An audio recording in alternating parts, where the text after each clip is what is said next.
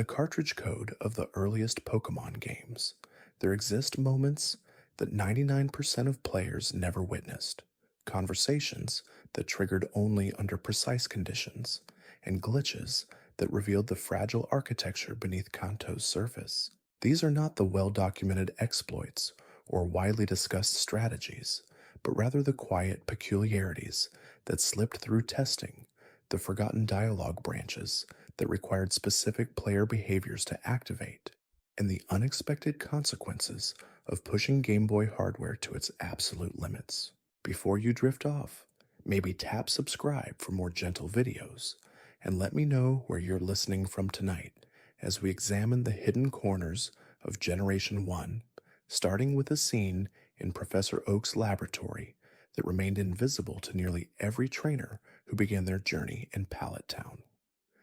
The laboratory belonging to Professor Oak contains 3 separate scripted events, though the vast majority of players encountered only the first 2 during their playthrough. The initial visit sees the player receive their starter Pokémon and engage in the first rival battle, establishing the foundational rivalry that would persist throughout the entire journey. From this point, most trainers proceeded directly to Viridian City to retrieve Oak's parcel, completing what they assumed was the full sequence of laboratory interactions. The second visit, triggered upon returning with the parcel, rewards the player with the Pokédex, the encyclopedia device that would become central to the completion-focused gameplay loop. Most players, having received both starter and Pokédex, naturally progress toward Pewter City to challenge Brock, the first gym leader, never suspecting that a third laboratory event awaited under specific conditions. The hidden third event requires a particular sequence of actions that few players would naturally perform. After obtaining the Pokédex, the player must travel to Route 22 for an optional early rival battle, an encounter that many trainers skip entirely in their eagerness to progress toward the first gym badge. Following this optional battle, returning to Oak's laboratory for a third time triggers dialogue that only appears if the player has not yet purchased Pokeballs from the Viridian City Mart. Oak, noticing that the trainer still possesses only their starter Pokemon, expresses concern about the player's progress and offers 5 complimentary Pokeballs to encourage further exploration and catching. This compassionate gesture from the professor represents a safety net designed to prevent players from becoming stuck, though the specific conditions required to trigger it meant that most trainers never witnessed this particular kindness. The dialogue itself carries a gentle, encouraging tone, with Oak explaining that catching Pokemon is fundamental to becoming a skilled trainer. The 5 Pokeballs he provides are not treated as a gift so much as basic equipment that any beginning trainer should possess. The scene was clearly intended to catch players who might be struggling with the game's core mechanics, offering assistance without explicitly stating that the player had failed to grasp fundamental concepts. The implementation reveals careful consideration of player psychology, providing help in a manner that feels natural rather than condescending. Before you settle in, maybe tap subscribe for more calm stories, and share where in the world you're watching from tonight. The obscurity of this third event stems from the narrow window in which it can be accessed and the counterintuitive nature of the required actions. Most players who completed the optional Route 22 battle did so with a team of multiple Pokémon, having already caught additional creatures during their initial journey through Route 1 or Route 22 itself. The requirement that the player possess only their starter meant that accessing this dialogue demanded either deliberate avoidance of wild Pokémon or a specific sequence where the player rushed through early areas without engaging in the catching mechanics. The existence of this fail-safe dialogue demonstrates the developer's awareness that some players might struggle with the transition from receiving a starter to building a complete team, though the implementation ensured that only a tiny fraction of the player base would ever see it. The narrative design of Pokémon Yellow included plans for an anime-inspired cutscene that never made it into the final game, though remnants of its code remain buried in the cartridge data. Data miners examining the game's programming discovered unused battle sequence code containing a distinctive message that read simply, "Hurry, get away." The code exists without clear context or connection to any specific in-game event, suggesting that it was removed relatively late in development after being partially implemented. The phrasing and urgency of the message point toward a specific moment from the anime's first episode, where Ash and his Pikachu are attacked by a flock of aggressive Spearow while fleeing from Pallet Town. The anime scene holds significant narrative importance as the moment when Ash and Pikachu truly bond, with the young trainer shielding his Pokémon from the attacking birds. Translating this moment into the game would have required a scripted encounter where the player faced overwhelming odds and was encouraged to flee rather than fight, a reversal of the typical Pokémon battle philosophy. The unused code suggests that Game Freak attempted to recreate this emotional beat from the anime, implementing a battle sequence where fleeing was the intended outcome. The message, "Hurry, get away," would have appeared in place of standard battle options, directing the player toward escape rather than combat. The technical implementation of this scrapped cutscene raised questions about how it would have functioned within the game's structure. The code contains no clear trigger conditions, leaving uncertain when or where this special battle would have occurred. The most logical placement would have been early in the game, shortly after receiving Pikachu and before reaching Viridian City, mirroring the timeline of the anime episode. However, the lack of complete implementation suggests that technical limitations or design concerns led to its removal before it could be properly integrated into the game's progression. Memory constraints on the original Game Boy cartridges represented a constant challenge during development, forcing the team to make difficult decisions about which features to include and which to cut. The animated cutscene, requiring additional graphics, dialogue, and scripting beyond standard wild encounters, would have consumed valuable cartridge space that might have been better allocated to other features. The decision to remove it likely came down to resource management, with the developers concluding that the emotional impact of this single scene did not justify the memory cost. The preservation of this unused code in the final game suggests that it was removed too late in development to be completely purged from the cartridge. Development teams often leave remnants of cut content in their games, whether due to time constraints or concerns about introducing bugs by removing interconnected code. The discovery of this unused sequence, decades after the game's release, demonstrates the enduring interest in Pokemon's development history and the dedication of the data mining community to uncovering every hidden detail. A lesser-known glitch in Pokémon Red and Blue allows players to obtain all 3 starter Pokémon on a single save file through careful manipulation of the game's save system.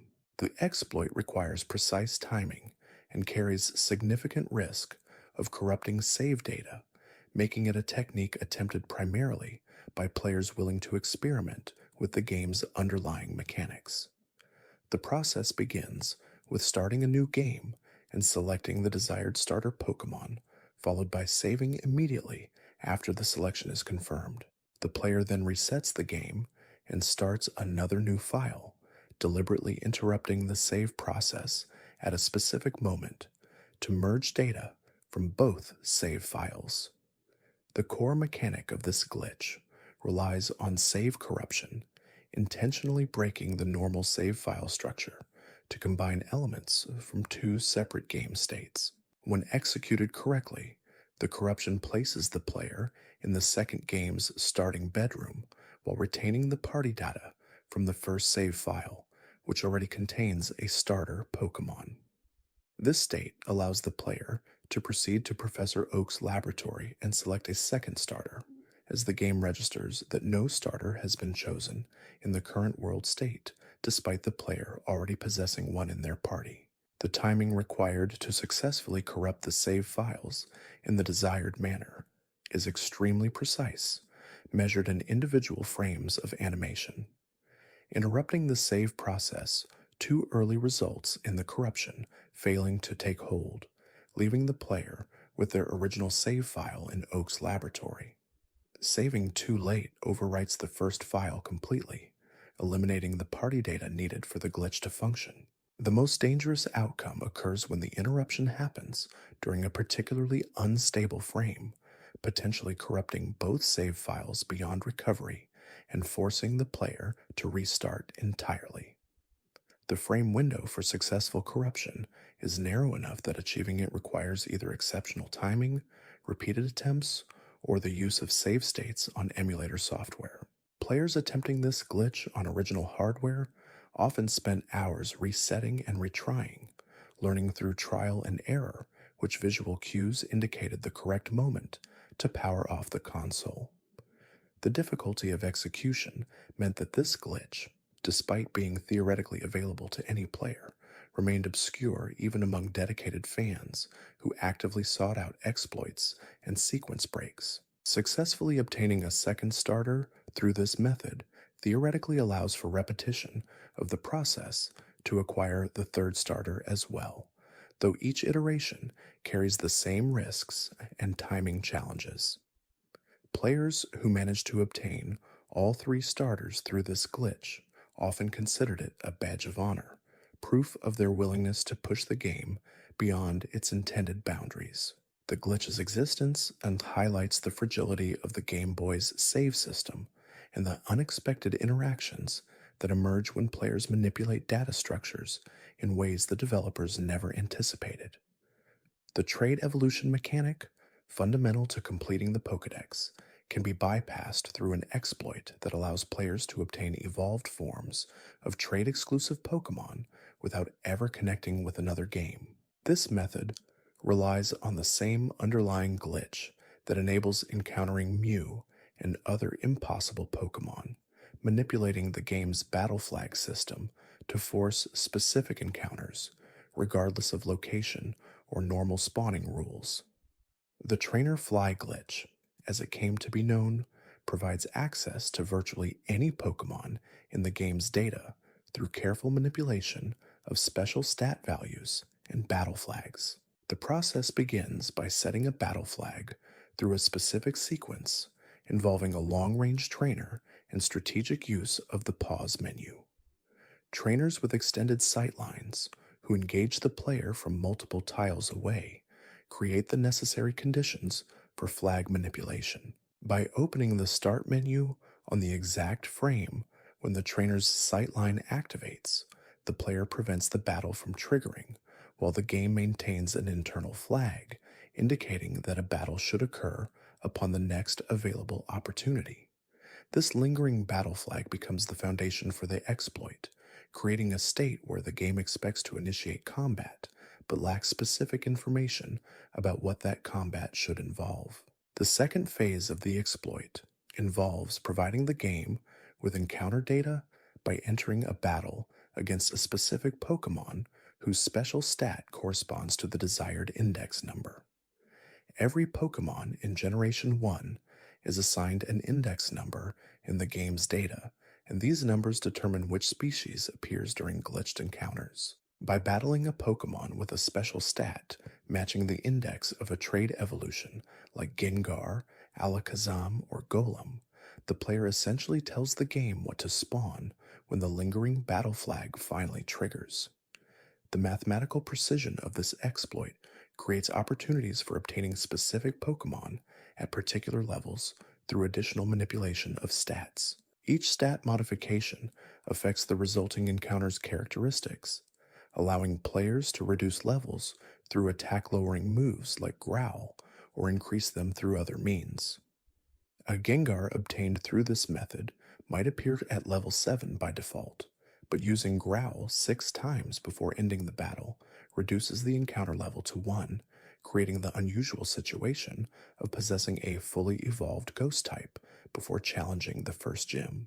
The ability to obtain trade evolutions without trading addresses one of the most significant barriers to solo Pokédex completion in the original games.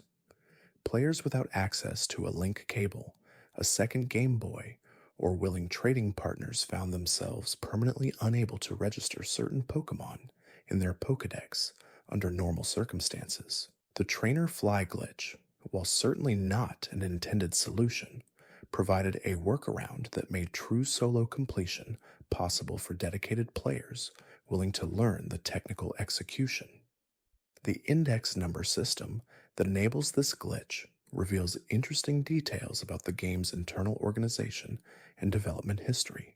The order in which Pokemon appears in the index does not match their Pokédex numbers, suggesting that species were implemented in a different sequence than their final numbering.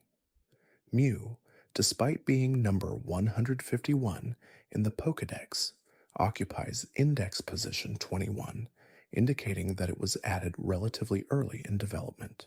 This discrepancy between Pokédex order and index order has fueled speculation about the development timeline and which Pokemon were considered foundational to the game's design. Certain moves in Generation 1 possess strange properties that extend far beyond their described effects, creating unintended interactions that fundamentally alter competitive battle dynamics. Focus Energy, a move designed to increase the user's critical hit ratio, actually contains a programming error that reduces critical hit chances instead of increasing them. The bug stems from a misplaced bit flag in the move's code, inverting its intended effect and making the move actively detrimental to use.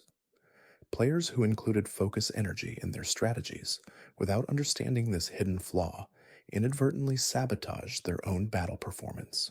The critical hit system itself operates differently in Generation 1 than in later games, with critical hit chance tied directly to the base speed stat of the Pokemon rather than using a flat percentage.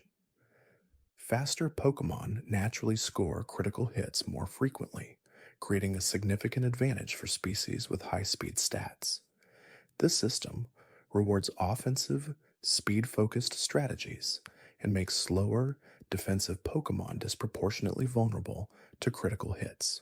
The interaction between this speed-based critical system and the inverted effect of Focus Energy creates a particularly punishing scenario where players attempting to increase their critical hit rate actually ensure they will never land a critical hit as long as the move's effect remains active.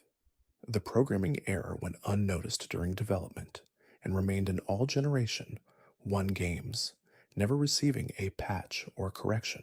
The lack of online resources and widespread information sharing in the game's early years meant that many players never discovered the bug, attributing their lack of critical hits to random chance rather than a broken move.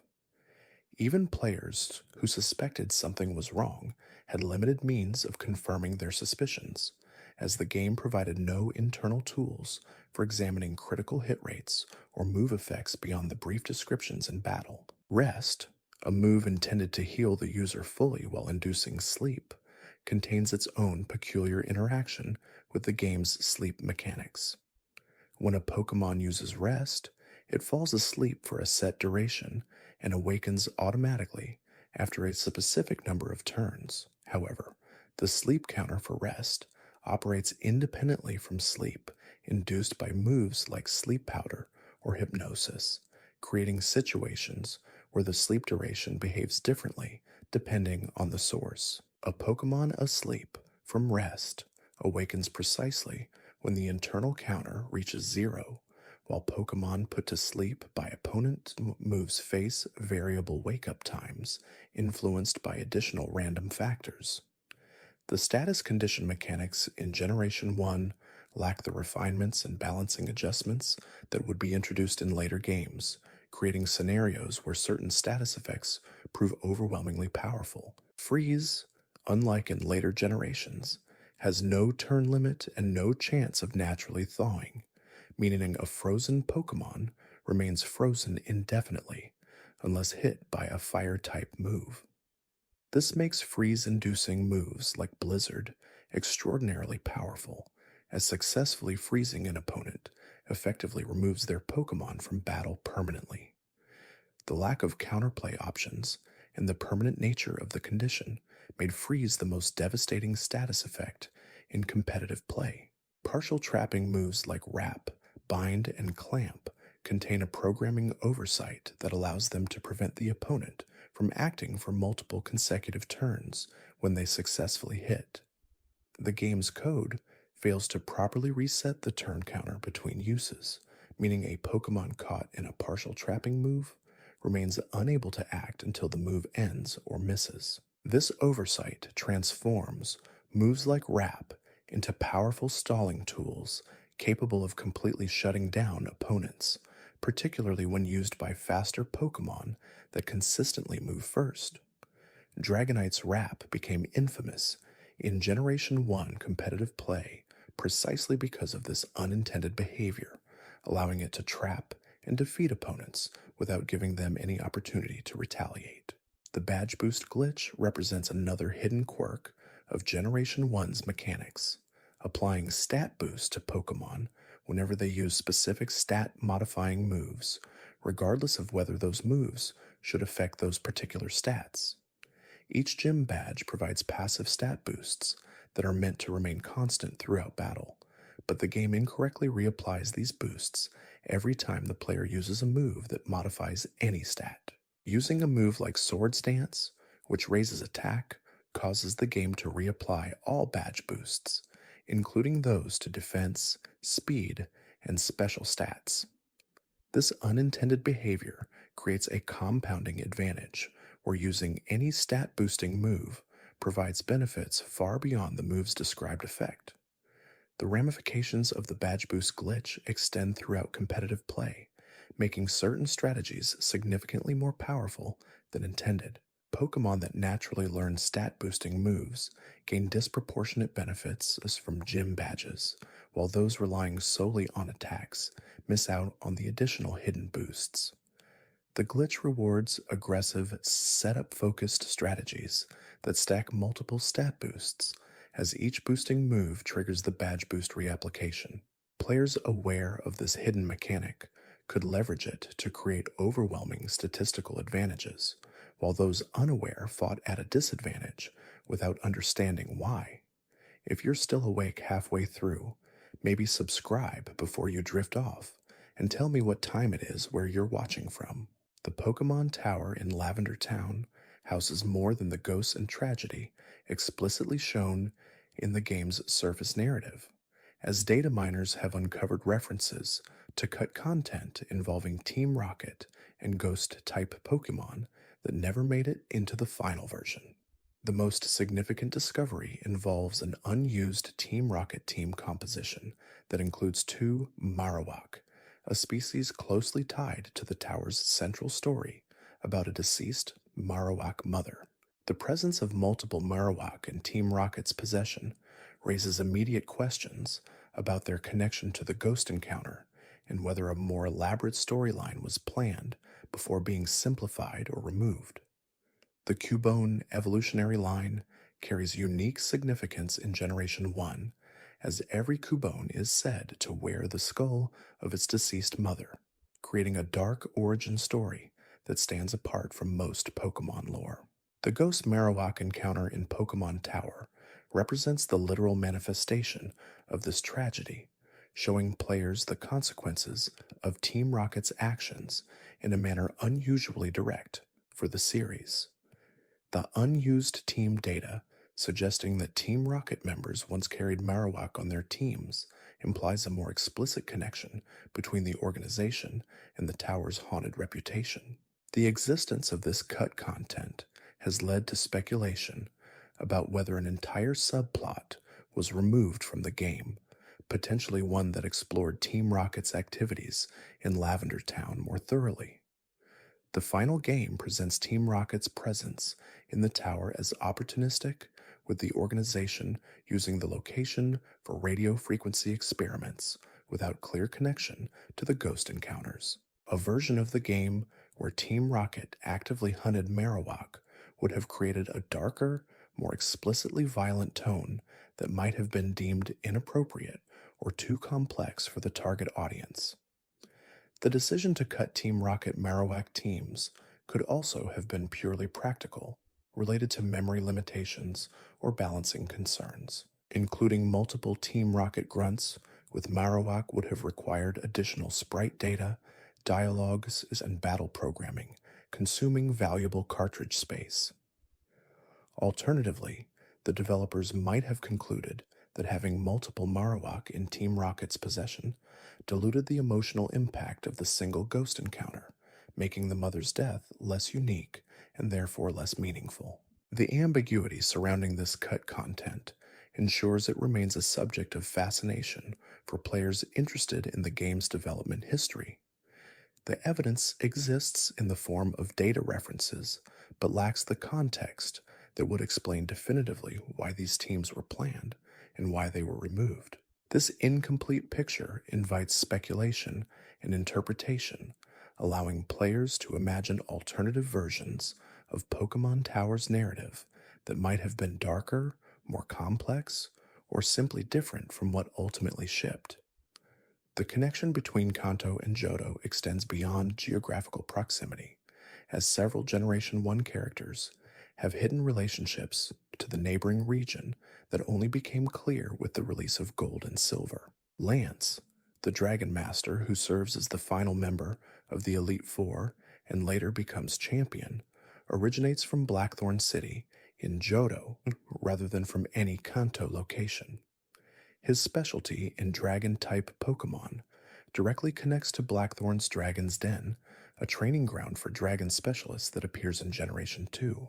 The revelation of Lance's origins recontextualizes his presence in Kanto's Pokémon League, suggesting he traveled to the neighboring region specifically to compete at the highest levels of competitive battling. Lance's familial connection to Claire, the Blackthorn City gym leader in Generation 2, establishes a dragon training lineage that spans both regions.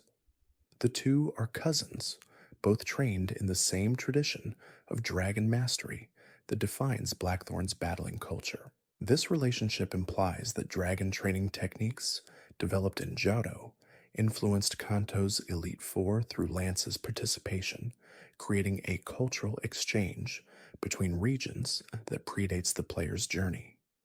The existence of this connection raises questions about how many other Kanto characters might have undisclosed ties to Johto, relationships that were planned from the beginning, but only revealed once both regions were accessible. The Indigo Plateau serves as the shared Pokémon League for both Kanto and Johto, a detail that only becomes apparent in Generation 2 when players from Johto travel to the same location to challenge the Elite Four.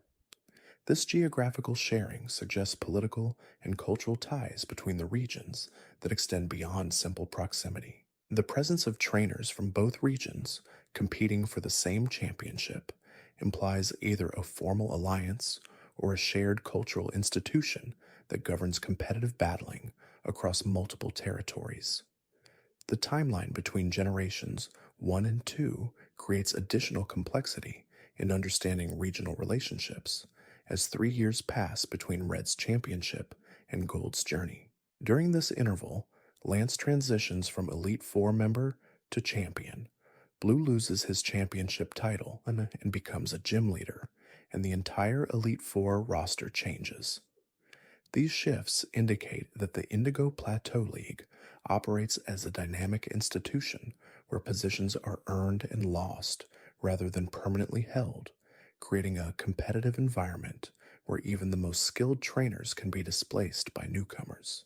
The reveal of Lance's Johto origins adds depth to his character and motivations, transforming him from a generic dragon master into a specific individual with cultural roots and familial obligations. His decision to compete in Kanto's league rather than remaining in Johto suggests either a desire to test himself against different opponents or perhaps a personal goal to spread dragon training techniques to a new region. The game provides no explicit explanation for why Lance chose Kanto, leaving his motivations open to player interpretation. The trainer fly glitch that allows early access to rare Pokemon operates on principles that seem almost intentionally designed for exploitation, though in reality, they emerged from the interaction of multiple unrelated game systems. The core mechanism involves creating a pending battle state without completing that battle, effectively leaving the game in a liminal condition where it expects combat to occur but lacks the normal context for initiating that combat. This pending state persists across area transitions and other game events, waiting for specific triggers to finally resolve the expected battle. The exploitation of this pending battle state begins with long-range trainers, NPCs whose sight lines extend multiple tiles and trigger battles from a distance. By opening the start menu on the exact frame when a long-range trainer's sightline activates, the player prevents the normal battle sequence from beginning, while the game internally registers that a battle should occur. The start menu action interrupts the event chain, creating a split state where the battle flag is set, but the battle itself never initiates. Closing the menu and moving away from the trainer's sightline causes the NPC to turn and notice the player, but the battle trigger fails to activate again because the flag is already set. This pending battle flag follows the player through subsequent gameplay, waiting for specific conditions to trigger its resolution. The flag checks for battle initiation whenever the player enters certain areas or performs specific actions, but under normal circumstances, it fails to find valid battle data and simply continues waiting. The exploit takes advantage of this waiting period by providing the game with new encounter data through standard wild battles or trainer encounters, data that the pending flag will read when it finally triggers. The special stat of the last Pokemon encountered serves as the index for determining which species appears when the pending battle flag finally resolves. This system creates a direct relationship between regular gameplay actions and the resulting glitched encounter, allowing players to deliberately target specific Pokemon by engineering encounters with creatures possessing the correct special stat values. The precision of this system transforms what might seem like random corruption into a controlled exploit capable of producing predictable results. Gengar, one of the most desirable early game acquisitions, requires encountering a Pokemon with a special stat of 14 to trigger through this glitch. The rival's Squirtle, accessible through the optional Route 22 battle, possesses exactly 14 special when fought at early levels. By battling this Squirtle after setting the pending battle flag, players provide the game with the index number for Gengar, ensuring that the next trigger of the pending flag will spawn a Gengar instead of a normal wild encounter. The level of the glitched encounter can be manipulated through stat modifications applied during the index setting battle, creating opportunities to obtain rare Pokemon at unusually low levels. Using Growl repeatedly on the rival's Squirtle lowers its attack stat, and the game misreads these stat reductions as level reductions when spawning the glitched encounter.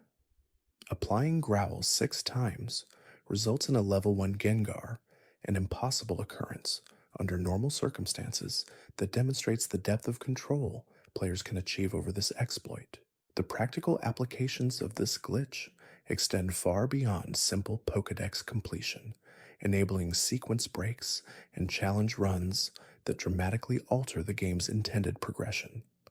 Obtaining a fully evolved ghost type before challenging the first gym creates a massive power imbalance, as Gengar's base stats far exceed anything available through normal early game captures. The speed and special attack stats of even a level 1 Gengar surpass most fully evolved Pokemon available in the mid-game, creating a situation where a player can steamroll through gym leaders with minimal effort.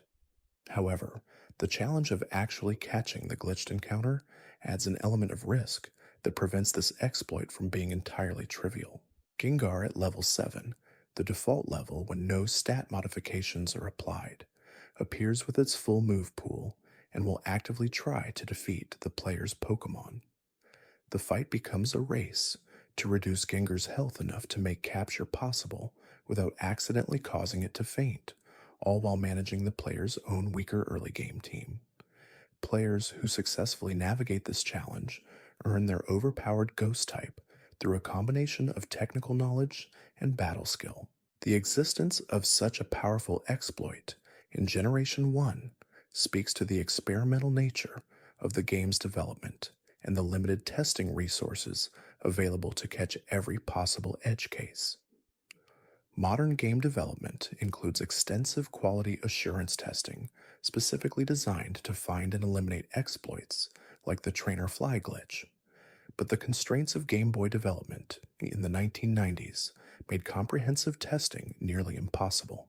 The small development team working with cutting-edge hardware had neither the time nor the resources to anticipate every possible interaction between game systems, leading to the creation of exploits that would be discovered and documented by players over decades. The community preservation of knowledge about these glitches represents its own form of cultural history, as information about execution methods, index numbers, and optimal strategies has been passed down through online forums and video guides. Early discoveries made through trial and error by dedicated players have been refined into step-by-step processes accessible to anyone willing to learn, democratizing access to exploits that once required significant technical understanding. The comprehensive documentation of Generation 1 glitches stands as a testament to the passion of the Pokémon community and their dedication to understanding every facet of the games they love. The transformation of these glitches from obscure discoveries to widely known techniques changed how players approached Generation 1 games, creating a distinction between casual playthroughs and technically optimized runs. Speedrunners incorporated glitches into their strategies, using trainer fly and other exploits to complete the game in record times that would be impossible through normal play. Challenge runners used early access to powerful Pokémon to create unique playthrough conditions, setting self-imposed rules about which glitches were permissible and which were off-limits. The philosophical question of whether using glitches constitutes legitimate gameplay or cheating has been debated within the Pokémon community for decades, with different players drawing the line in different places. Some argue that any technique accessible within the game without external modification represents fair play, while others maintain that exploiting obvious bugs violates the spirit of the intended experience. The lack of official guidance on this question has allowed both perspectives to coexist, with players free to define their own boundaries for acceptable play. The design decisions that inadvertently enabled these glitches reveal interesting details about Generation 1's underlying architecture and the technical challenges of Game Boy development. The battle flag system, while creating opportunities for exploitation, also served important functions in managing game state and ensuring that triggered events would eventually resolve.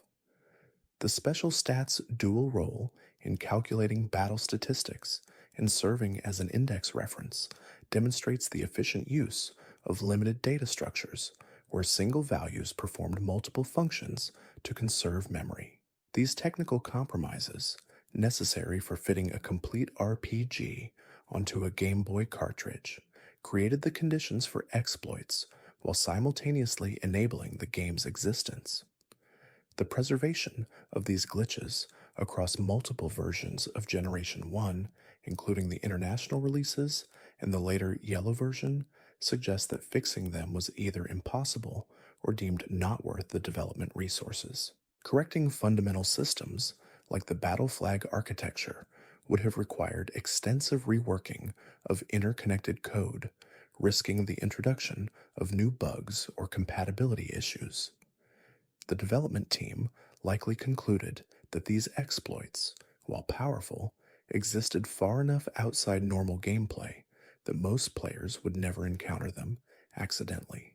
The legacy of Generation 1 glitches extends into later games through the community knowledge and exploration mindset they fostered.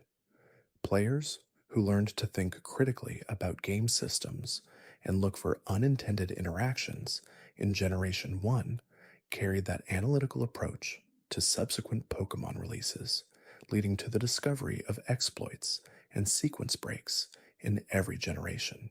The culture of glitch hunting that began with Mew encounters and Trainer Fly has evolved into a sophisticated community practice involving data mining, code analysis, and systematic testing of game mechanics.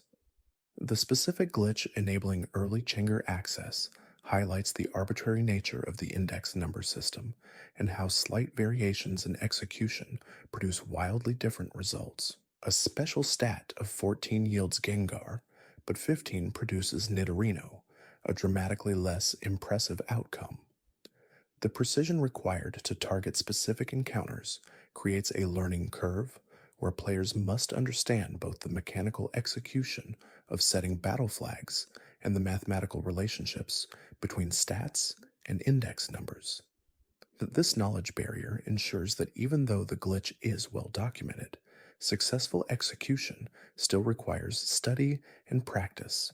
The relationship between Pokemon special stats and their index numbers reveals no clear pattern, appearing almost random in the absence of knowledge about development decisions. Nidoqueen corresponds to Index 16, Nidoking to 7, and Execute to 12, numbers that bear no obvious relationship to the Pokemon's Pokedex positions or evolutionary relationships. This apparent randomness stems from the order in which Pokemon were programmed during development, a sequence that reflected priorities and dependencies known only to the development team. The resulting index list serves as an archaeological record of development, encoding information about which Pokemon were considered foundational and which were added later. The practical application of this knowledge transforms the early game experience completely, replacing the gradual team building process with immediate access to endgame power levels. A level 1 Gengar knows Lick and Confuse Ray from the start, moves that would not be available to a naturally obtained Ghastly until much later. The ability to immediately begin training a Gengar, rather than slowly evolving through Ghastly and Haunter, saves dozens of hours of grinding while providing access to a fully realized move pool from the beginning of the journey. The choice of which glitched Pokemon to pursue reflects individual player priorities and preferences, with some valuing raw power, while others seek rare species or unique move combinations. Nidoqueen through the rival's Bulbasaur offers excellent typing and well-rounded stats, making it a practical choice for players focused on progression rather than novelty. A Nidoking through Wild Pidgey provides similar benefits with slightly different stat allocation, creating a meaningful choice between two strong options. Execute through the rival's Spearow yields eventual access to Executor, a powerful grass psychic type with excellent special attack. The existence of complete documentation listing every possible index number and its corresponding Pokemon enables players to plan their glitch execution with perfect precision, removing the element of trial and error that early exploiters faced. Modern players can consult comprehensive charts showing which trainers and wild Pokemon produce which index numbers, selecting their targets based on desired outcomes rather than blind experimentation. This accumulated knowledge base represents decades of community effort, with each player's discoveries contributing to the collective understanding. The stat modification mechanics that control encounter levels introduce additional complexity and opportunity for creativity.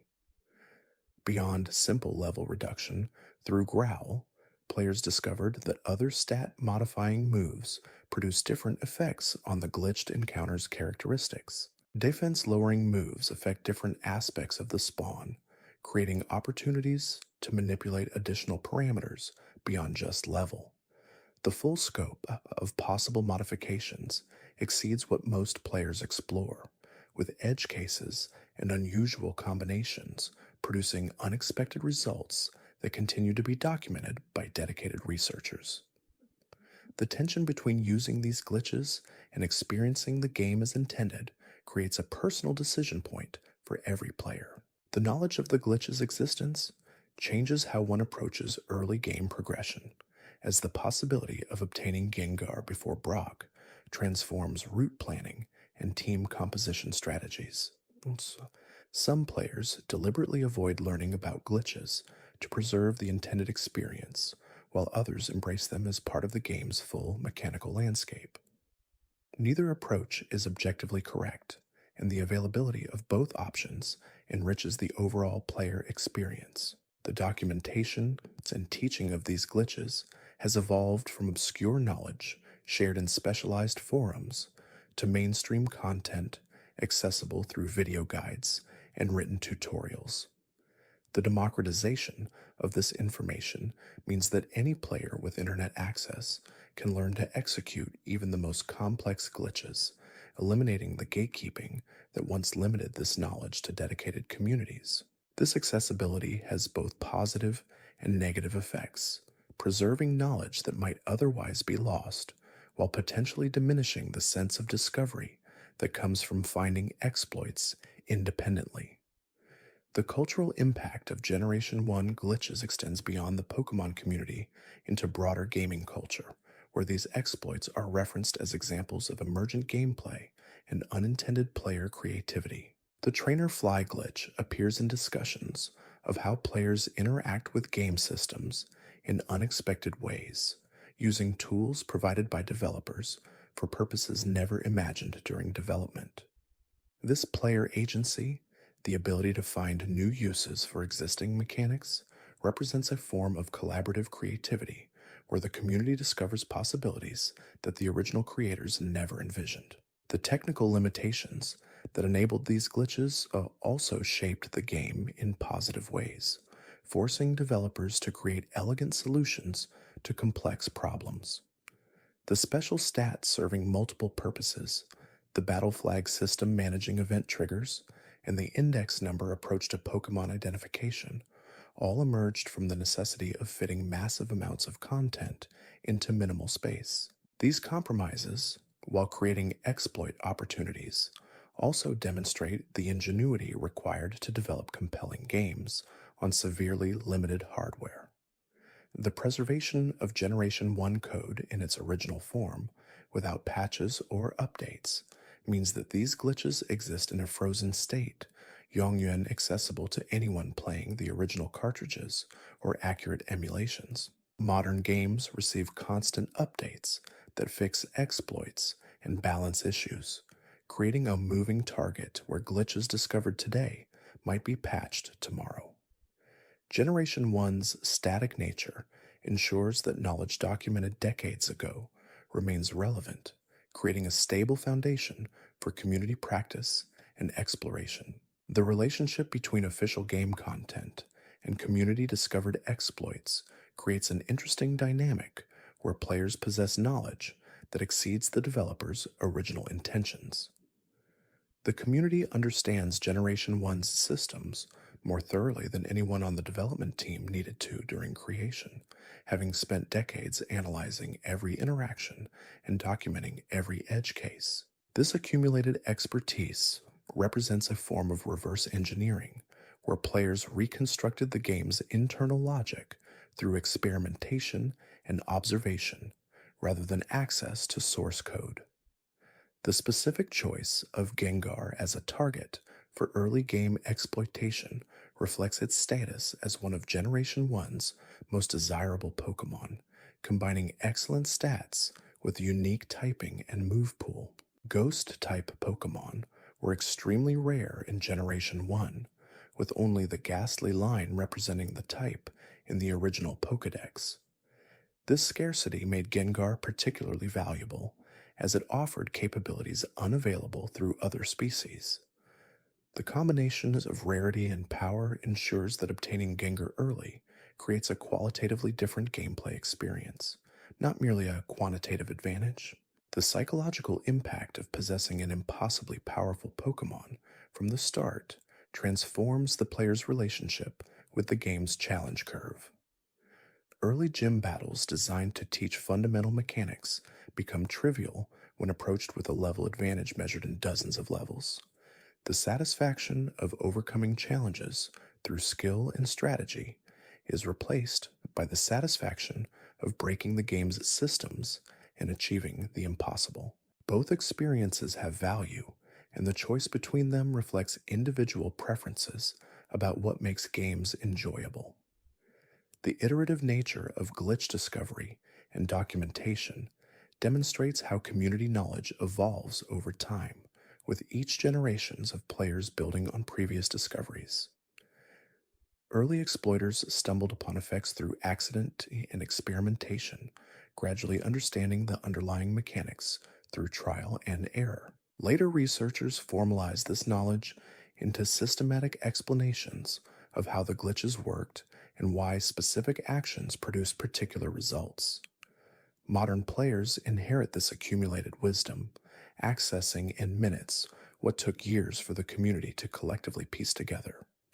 The preservation of glitch knowledge through video documentation creates a permanent record that transcends individual memory and oral tradition. Players who discovered the trainer fly glitch in the late 1990s can watch modern tutorials explaining the same technique, comparing their original understanding with the refined knowledge that emerged from decades of community analysis.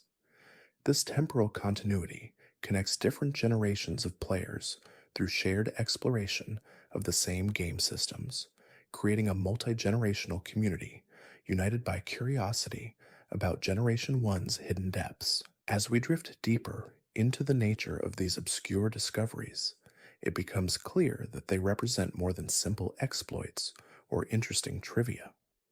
They embody a relationship between players and games that extends beyond passive consumption into active exploration and creative reinterpretation. The players who discovered these glitches were not following intended paths, but forging new ones, finding possibilities within the game's structure that existed unintentionally, but no less really. This exploratory mindset defines a certain type of gaming culture, one that values understanding systems deeply enough to bend them toward unintended purposes. The technical architecture enabling these glitches reflects the priorities and constraints of Game Boy development, where every byte of memory carried weight and every system served multiple purposes. The decision to use special stats as index numbers while creating exploit opportunities allowed the game to reference Pokemon identities without maintaining separate lookup tables. This efficiency was not merely elegant, but necessary, as cartridge memory imposed hard limits on what could be included. The glitches emerged from this necessity, side effects of clever solutions to fundamental technical challenges. The community's continued interest in these decades-old exploits demonstrates the enduring appeal of Generation 1 and its unique place in gaming history. Later Pokemon games, while more polished and balanced, lack the rough charm and exploitable mechanics that make Generation 1 so amenable to creative manipulation. The willingness of players to return repeatedly to these early games, discovering new glitches, and refining execution techniques speaks to their fundamental replay value and the depth hidden beneath their simple surface. The transition from obscurity to common knowledge transformed these glitches from secret techniques into standard tools available to anyone willing to learn. This democratization changed what it meant to play Generation 1, creating a divide between those who approached the games casually and those who engaged with the full complexity of their systems. The existence of both casual and technical approaches enriches the overall player base, allowing multiple types of engagement with the same core content. The philosophical implications of glitch-based gameplay raise questions about authorial intent versus player freedom, about whether games belong to their creators or to the communities that play them. Generation 1's glitches exist in a legal and ethical gray area, neither explicitly permitted nor truly forbidden, leaving players to make their own judgments about what constitutes legitimate play. This ambiguity has proven creatively productive, fostering experimentation and innovation that might not have emerged under more restrictive conditions. The preservation of these techniques ensures that future players can experience Generation 1 with the full knowledge accumulated over decades of community exploration. The games remain accessible through various means, from original cartridges to official re-releases to emulation, and the glitches work across all platforms. This accessibility means that the exploits documented today will remain relevant for as long as people continue playing these games, creating a form of immortality for community-discovered techniques. The badge system in Generation 1 contains statistical irregularities that extend beyond the boost glitch into the fundamental way badges affect Pokémon performance during battle. Each badge obtained from Kanto's gym leaders provides passive boosts to specific stats, but the implementation of these boosts creates unexpected interactions with temporary stat modifications. The Boulder badge from Brock increases attack, the Thunder badge from Lipton Surge boosts speed, the Soul badge from Koga enhances defense, and so on through all 8 badges.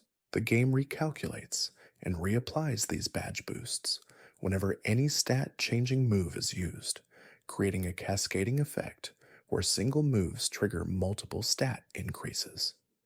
This systematic reapplication means that using Sword's Dance, which should only raise attack by 2 stages, also triggers fresh calculations of all badge-based boosts, effectively granting additional small increases to every stat governed by a badge. The cumulative effect grows more pronounced as players collect more badges, with 8 badge holders receiving significantly more benefit from stat moves than players with fewer badges. This hidden scaling creates a subtle progression system where gym badges provide immediate benefits through enabling HM usage and granting respect from traded Pokémon, while also offering increasingly powerful passive combat bonuses. The mechanics governing how traded Pokémon respond to badges introduces another layer of complexity, as Pokémon received in trades only obey trainers who possess badges corresponding to their level thresholds. A level 25 traded Pokémon ignores commands from a trainer without sufficient badges, using random moves or refusing to act entirely. This obedience system creates a practical limit on how quickly players can progress using traded high-level Pokémon, forcing engagement with the gym challenge even for players who might otherwise skip it. The thresholds tied to specific badges create breakpoints where obtaining a new badge suddenly makes previously disobedient Pokémon cooperative. The dialogue in various locations throughout Kanto references Pokémon behaviors and world details that suggest a more complex ecosystem than the simple battle-focused gameplay represents. NPCs mention Pokémon theft, wild creatures damaging property, and trainers who treat their Pokémon poorly, hinting at social issues surrounding Pokémon ownership and training. These textual details create a world where Pokémon exist as more than battle participants, functioning as companions, workers, and sources of both joy and conflict within human society. The truck near the SS An stands as one of Generation 1's most famous myth generators, with countless players convinced that Mew or other rare Pokémon could be found by using strength on the vehicle.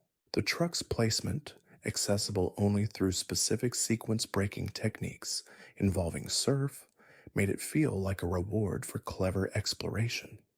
However, the truck contains nothing, serving no function beyond existing as environmental decoration. The myth persisted for years despite lack of evidence, fueled by playground rumors and the desire to believe that such an unusual object must serve some purpose. The creation and spread of the truck myth demonstrates how gaming communities generate and perpetuate misinformation through enthusiasm and wishful thinking. Players who successfully reached the truck through difficult sequence breaks felt invested in believing their effort had unlocked something meaningful, leading them to share false discoveries with friends. These false discoveries spread through word of mouth, becoming embedded in playground culture before the internet could quickly debunk them.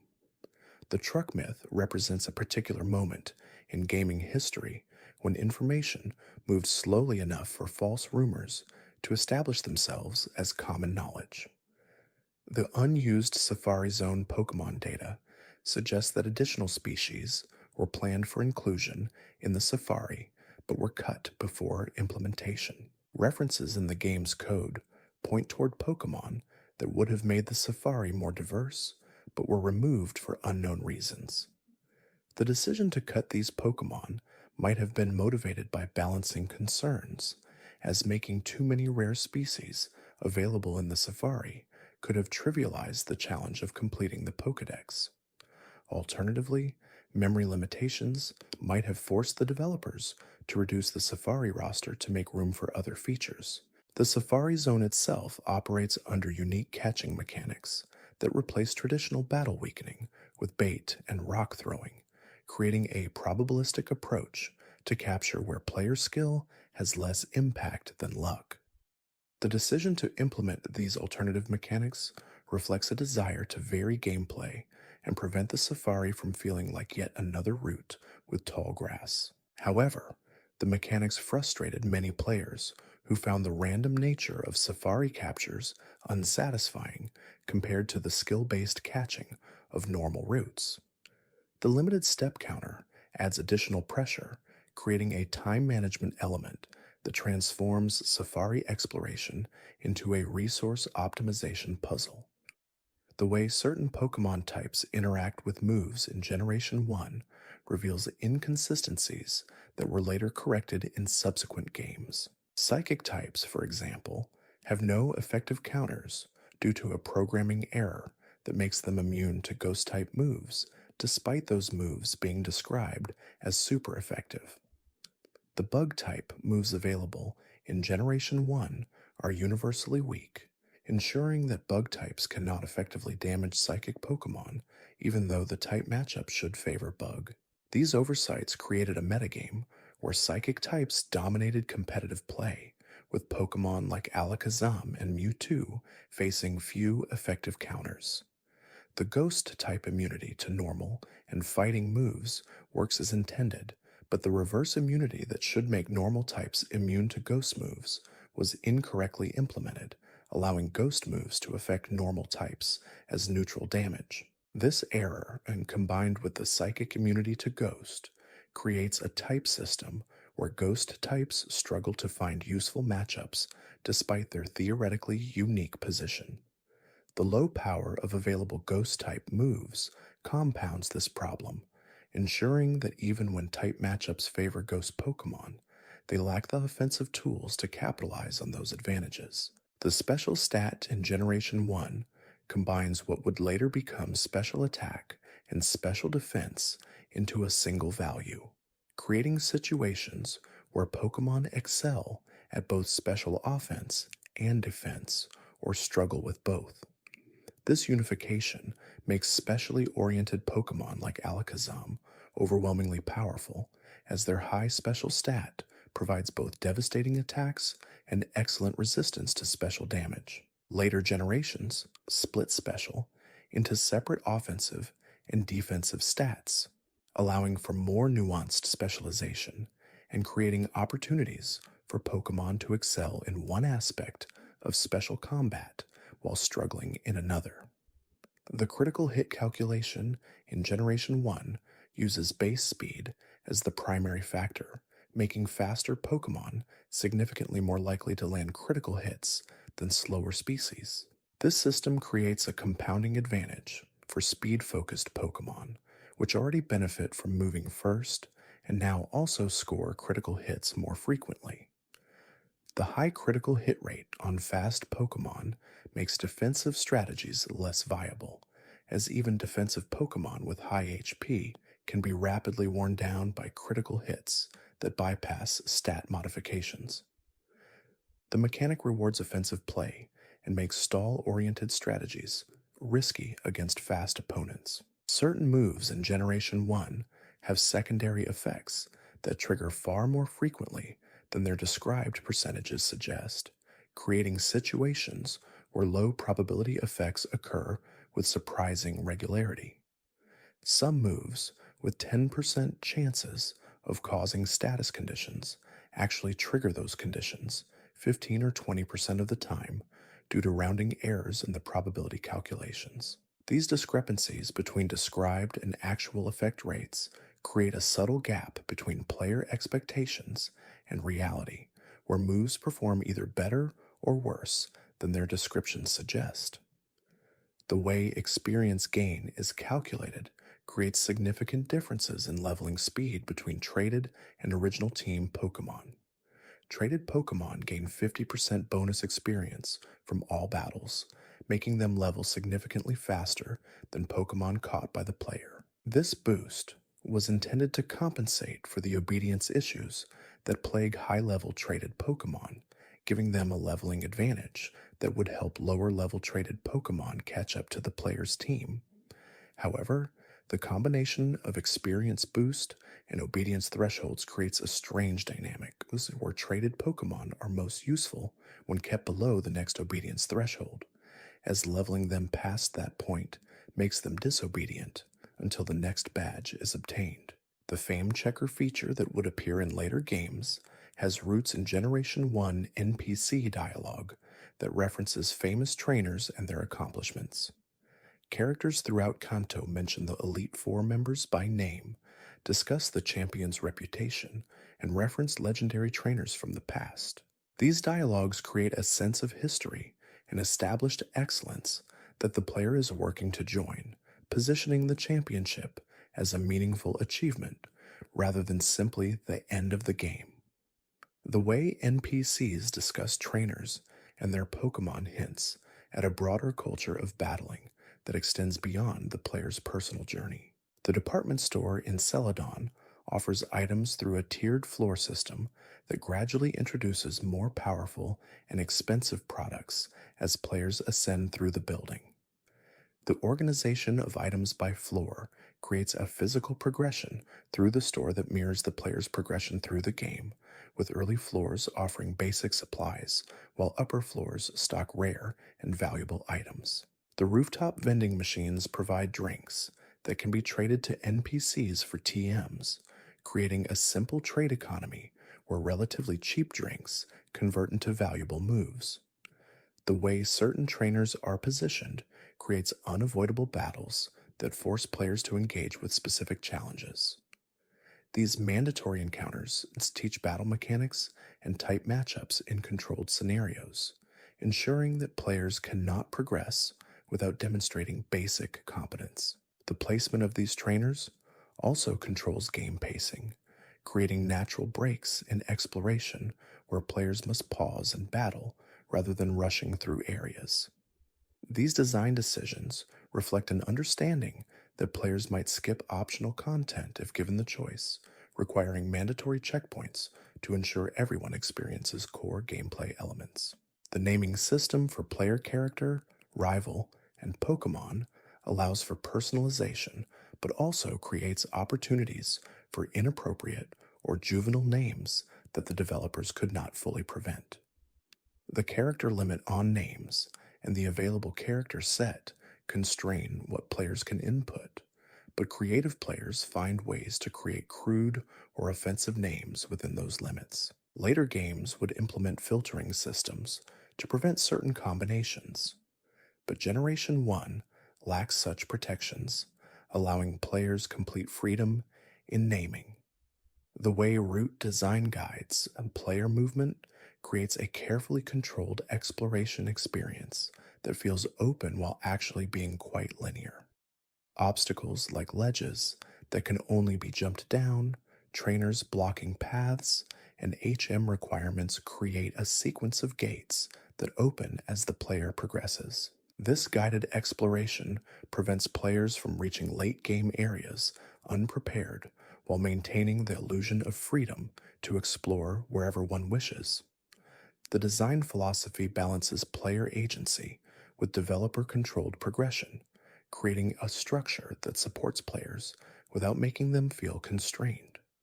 The distribution of Pokemon across routes creates distinct ecosystems where specific species dominate particular environments. Water routes contain primarily water-type Pokemon, caves house rock and ground types, and forests attract bug types, creating logical biomes that make environmental sense. This distribution teaches players to expect certain encounters in certain locations, building pattern recognition that helps them prepare appropriate team members for upcoming areas. The consistency of these ecosystems makes the occasional surprise encounter more impactful, as unexpected Pokemon in unusual locations feel genuinely rare and special. The level curve across routes and gyms creates a gradually increasing challenge that should keep player teams appropriately leveled through natural progression. However, players who catch and train large numbers of Pokemon often find themselves underleveled compared to the intended curve, as experience is divided among team members. Conversely, players who focus on training a small core team often exceed the level curve significantly, making later challenges trivial. This variability in player experience reflects the difficulty of balancing an RPG where players have significant control over their approach to progression. The Pokemon storage system, accessed through Bill's PC after helping him return to human form, provides essential functionality for managing large collections of Pokemon beyond the 6-member party limit. The organization of boxes and the manual nature of transferring Pokemon between boxes creates a somewhat tedious management experience that later games would streamline. However, the requirement to actively organize and move Pokemon encourages players to think carefully about team composition and which Pokemon to keep readily accessible versus storing for later use. The way legendary Pokemon are integrated into the world as catchable encounters rather than storyline gifts reflects a design philosophy where player agency and exploration are rewarded. Finding and catching legendary birds requires discovering their hidden locations and successfully defeating them in battle, creating earned victories rather than guaranteed acquisitions. This approach makes legendary Pokemon feel more valuable, as their capture represents skill and dedication rather than simple story progression. The decision to make legendary Pokemon available before becoming champion allows players to use these powerful creatures during their challenge run rather than only accessing them in post-game content. This choice prioritizes player enjoyment over strict balance, acknowledging that using powerful Pokemon is fun and that players should be able to experience that fun during the main story, rather than waiting until afterward. The placement of legendary Pokemon in optional areas ensures that players who want a traditional challenge can ignore them, while those who prefer using powerful teams can seek them out. The Mewtwo encounter in Cerulean Cave represents the post-game capstone challenge, accessible only after becoming champion and demonstrating mastery of the game's systems. The placement of the strongest Pokemon in the game behind this significant gate creates a sense of earned reward, where players must prove themselves worthy before gaining access. The level of Mewtwo and the power of its moves ensure that the encounter feels appropriately climactic, serving as a final test of the player's preparation and battle skills. The way the narrative treats the player character's journey, from beginning trainer to champion, creates a classic hero's journey structure where growth and achievement are central themes. Starting with a single Pokemon and building a team capable of defeating the Elite Four provides a clear progression arc that gives meaning to intermediate challenges. Each gym badge represents a milestone in this journey, marking concrete progress toward the ultimate goal of becoming champion. This narrative structure, while simple, effectively motivates player engagement and provides satisfaction through achievement.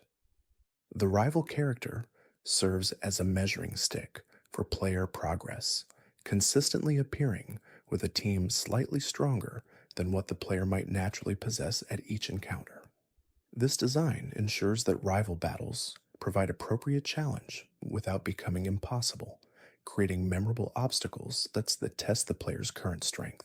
The evolution of the rival's team as the game progresses demonstrates parallel growth, suggesting that the rival is training and improving just as the player is, creating a sense of competitive relationship that drives both characters forward. The way NPCs reference the rival and his accomplishments creates a persistent competitive narrative where the player is constantly compared to their childhood friend turned rival. Characters mention the rival's successes, note when he has recently passed through an area, and comment on his skills as a trainer. These references ensure the rivalry remains relevant even when the rival is not physically present, maintaining narrative tension throughout the journey. The revelation that the rival has become champion before the player arrives at the Elite Four creates a final twist that elevates the ultimate battle from defeating a stranger to overcoming someone the player has competed with throughout the entire journey. The environmental storytelling in Lavender Town creates an atmosphere of grief and loss without extensive dialogue or cutscenes. The music, the graveyard setting, and the mourning NPCs combine to establish tone through ambient details rather than explicit narration. This approach to storytelling respects player intelligence and allows for emotional engagement without forcing specific interpretations. Players can experience the sadness of the location and understand its significance without having every detail explained through text. The Sylph Co building serves as a major dungeon representing corporate infiltration by Team Rocket, creating a scenario where the player must navigate a hostile-controlled building to rescue it from criminal occupation. The warp tile puzzles create a navigation challenge that requires mapping and experimentation to solve, rewarding players who carefully track their movements. The combination of trainers, puzzles, and the climactic Giovanni encounter makes Sylph Co one of Generation 1's most elaborate and memorable dungeons. The way Team Rocket is portrayed as incompetent yet threatening creates a tonal balance where they serve as credible obstacles without becoming truly frightening antagonists. The organization's schemes are ambitious, but their execution is flawed, creating opportunities for a young trainer to disrupt their plans repeatedly. This portrayal makes the player feel heroic without requiring the narrative to become overly dark or violent, maintaining the game's family-friendly tone while still providing meaningful conflict. The post-game content in Generation 1 is relatively minimal compared to later entries in the series, consisting primarily of Cerulean Cave and the challenge of completing the Pokédex. This limited post-game reflects the development priorities and cartridge limitations of the Game Boy era, where creating extensive content beyond the main story would have required resources that simply were not available. The focus remained on creating a complete and satisfying main journey, rather than extensive replay value through post-game activities. The trading economy that developed among players created social dynamics around rare Pokémon and version exclusives, with playground negotiations establishing informal exchange rates for different species. Pokémon like Alakazam and Gengar, requiring trades to obtain, became valuable trading commodities. Children developed an understanding of value and exchange through these negotiations, learning to assess relative worth and make deals that satisfied both parties. This emergent social structure around Pokémon trading contributed to the series' popularity by creating reasons for players to interact and collaborate. The link cable technology that enabled trading and battling between Game Boys represented a significant technical achievement for the time, allowing direct communication between handheld devices without external infrastructure. The cable created a physical connection that made the social aspects of Pokemon trading tangible, as players literally linked their games together. This physicality made trades feel more significant than they might have in a purely digital exchange system, adding ceremony and importance to the act of swapping Pokemon. The way the game tracks Pokedex completion through seen and caught categories creates a distinction between encountering a Pokemon and actually capturing it. This system allows players to work toward completion by battling trainers who use Pokemon the player has not caught, filling in Pokedex entries without requiring capture of every species. The Scene category serves as a progress tracker that shows how close a player is to true completion, providing intermediate goals beyond simply catching everything. The TM system in Generation 1 treats technical machines as single-use items, creating tough decisions about which Pokemon should learn each valuable move. This permanent consumption forces players to carefully consider their choices, as using Earthquake TM on one Pokemon means no other team member can learn it through that method. Later games would make TMs reusable, eliminating this tension, but also removing a source of meaningful decision making. The single use nature of Generation 1 TMs creates a sense of permanent commitment that makes team building feel more consequential. The HM system creates a separate category of moves that Pokemon can learn but cannot forget through normal means, requiring specific NPCs to delete HM moves. This restriction ensures that players cannot accidentally strand themselves by forgetting crucial field moves, but it also creates situations where Pokemon become permanently burdened with suboptimal moves. The tension between needing HM moves for exploration and wanting optimized battle movesets leads to the creation of dedicated HM users, Pokemon whose primary purpose is field utility rather than combat effectiveness. The way different Pokemon learn different moves through leveling creates distinct identities and roles for each species. Two Pokemon of the same type might have completely different move pools, making them useful in different situations despite sharing defensive characteristics. This variation prevents type from being the only relevant factor in team building, requiring players to consider individual Pokemon strengths and available moves. The depth of these differences rewards players who study move lists and plan their team composition carefully.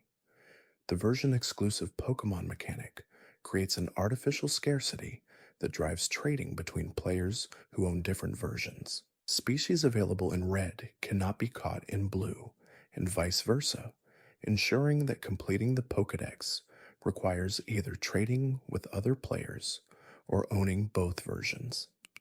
This design decision prioritized social interaction and created reasons for players to maintain connections with friends who owned the opposite version. The version exclusivity also contributed to sales, as dedicated players often purchased both versions to ensure complete Pokédex access. The way gym leaders specialize in specific types creates predictable challenges that allow for strategic preparation. Players know before entering each gym what type of Pokemon they will face, enabling them to catch and train appropriate counters. This transparency respects player time and agency, ensuring that preparation and planning are rewarded rather than punished. The type specialization also creates clear identities for each gym leader, making them memorable characters, defined by their chosen type. The Elite Four and Champion serve as the ultimate test of team balance and coverage, requiring players to handle multiple types consecutively without opportunity to heal between battles. The need to succeed in 5 consecutive battles forces players to build teams capable of handling diverse threats rather than specializing too narrowly. This endurance challenge creates tension and stakes that a single battle could not provide, making victory over the Elite Four feel earned through comprehensive preparation. The way status conditions persist outside of battle in Generation 1 creates long term consequences for taking damage or being afflicted during exploration. Poisoned Pokemon lose HP while walking, creating urgency to find healing or reach a Pokemon Center before the Pokemon faints. This mechanical pressure makes status conditions feel more dangerous and significant than they would if effects disappeared after battle, adding a resource management element to exploration. The decision to allow players to save anywhere creates flexibility, but also introduces potential soft locks where players save in unwinnable positions. The game includes few protections against players creating impossible situations through poor save timing, trusting players to manage their own save strategy. This trust respects player agency, but can create frustration when poor decisions lead to lost progress. The hidden power values that would later become known as individual values determine each Pokemon's stat growth, creating variation between individuals of the same species. Two Pikachu caught at the same level might have different stats due to these hidden values, making some individuals objectively stronger than others. This system adds depth to the catching mechanics, as players seeking optimal team members must catch multiple specimens of each species and compare their stats. The randomness of these values ensures that every caught Pokemon is unique, creating a sense that each individual creature has its own identity beyond just its species. The way certain Pokemon sprites were adjusted between the Japanese and international releases reveals localization decisions aimed at making creatures more appealing to Western audiences. Some sprites were completely redrawn to appear cuter or less intimidating, reflecting different aesthetic preferences between Japanese and international markets. These changes affected how players perceived certain Pokemon, with some species becoming more iconic in their international forms despite the original Japanese designs being quite different. The sound design throughout Kanto creates memorable audio signatures for different locations and situations, with each town having distinct music that establishes atmosphere. Lavender Town's unsettling theme contrasts sharply with Pallet Town's gentle melody, using music to reinforce the emotional tone of each location. The battle music increases in complexity and intensity for more significant fights, with gym leaders, rivals, and legendary encounters each having unique themes that elevate their importance. This musical variety prevents audio fatigue and helps players navigate the world through sound as much as visual cues. The way Pokemon cries were generated through the Game Boy's limited sound channels resulted in distinctive vocalizations that, while simple, became indelibly associated with each species. The hardware constraints forced creative solutions that produced memorable results, with some cries being pitched versions of others, or combinations of existing sounds.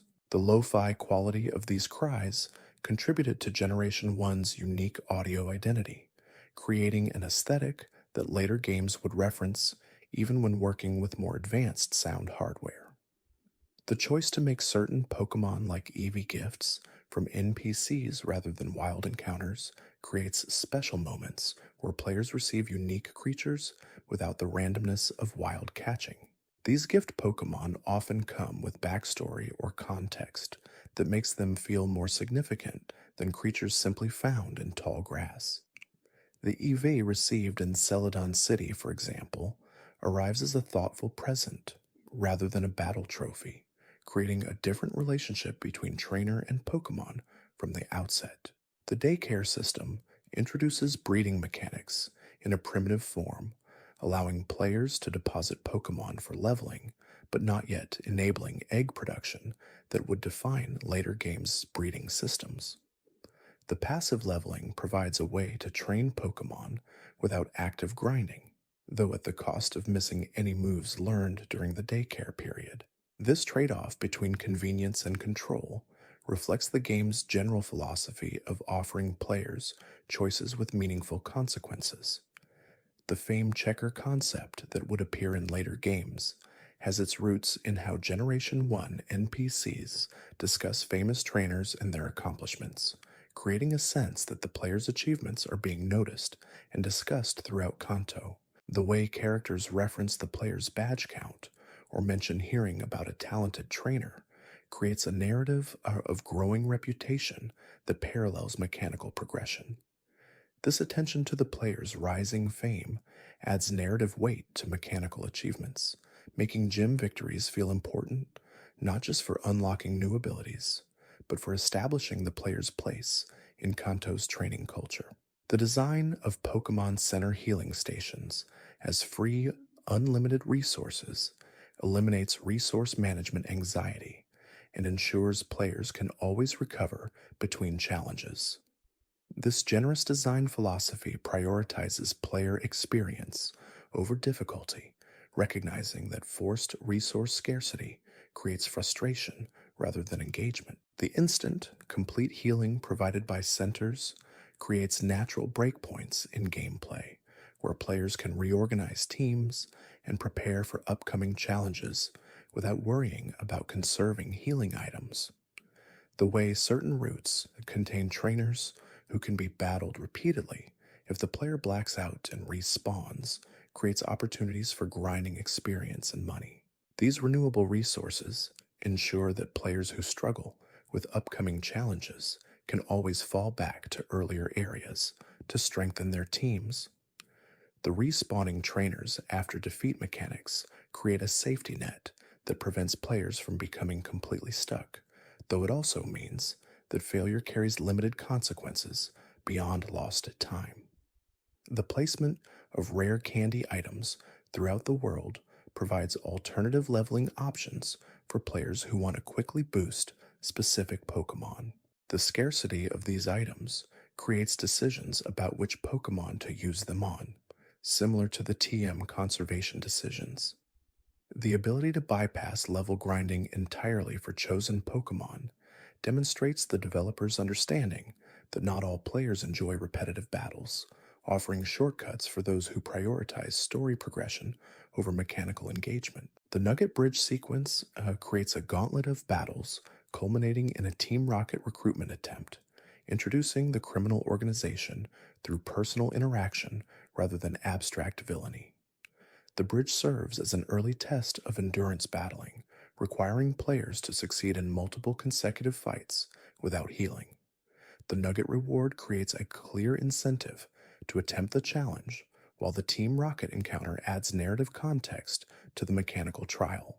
The way wild Pokemon flee from battle introduces an element of urgency to catching attempts, particularly with rare species that might escape before capture succeeds. The flee mechanic prevents players from taking unlimited time to weaken wild Pokemon, creating pressure to make efficient catching attempts. Species with high flee rates become notably more difficult to catch, requiring quick decision-making and sometimes luck to secure before they vanish. The Super Rod, Good Rod, and Old Rod tier system creates progression in fishing mechanics, with better rods accessing superior Pokemon. This equipment-based advancement parallels other forms of progression while adding variety to encounter methods.